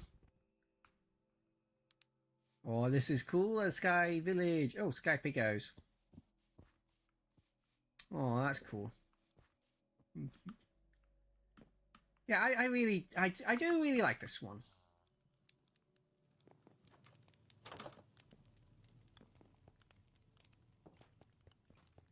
Like I said, except for like the guidebook not being the best at giving the player information. My only real problem is that in a normal world like this, these are going to basically become like floating mob spawners from, you know, when you're on the ground. So that can be annoying. But like I said earlier, that's more of a Minecraft problem than a problem of the add-on itself. Like, Mojang should do something about that.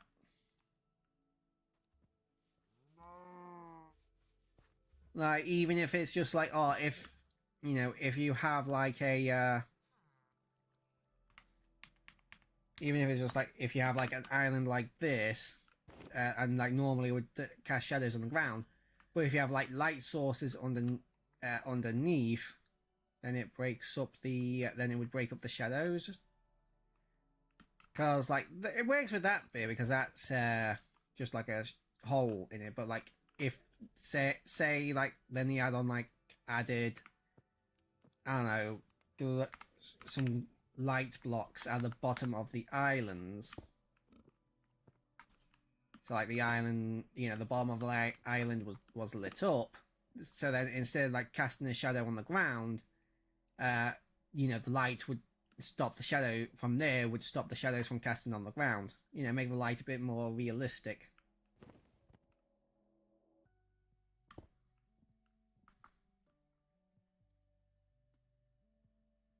Or something, I don't know. But I really do think Mojang needs to sort out, like, just, like, floating islands, just doing that.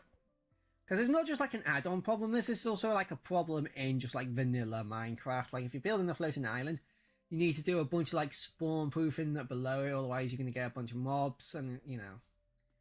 That is just something I think Mojang need to sort out at some point. Anyway, yeah, let's bang the add-on and I can end the stream and go get something go get some proper food. So yeah, I think I'm gonna put the let me copy that. I'm gonna put this in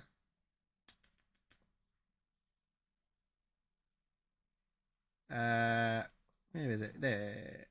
That's it. Did I forget to move this over? I could have sworn I moved it over. Oh no, this is the other one. But I did forget to move that over. I'm just going to do that now so I don't forget again.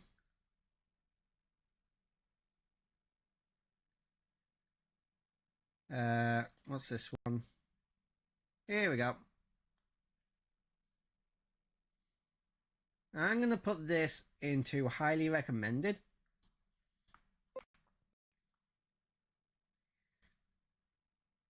So again, it is cool. You get some good loot. You can get some like cool new armor. Got a new mount, which is always fun. And there's a flying mount, which means you don't have to use firework rockets. And it's also it's not as fast as I'd like to with firework rockets, but it's not a ton slower, and it's not. Yeah, I think that's yeah, I really like it. So yeah. I hope you guys all did enjoy this live stream. Hope to see you guys in the next one, and bye-bye.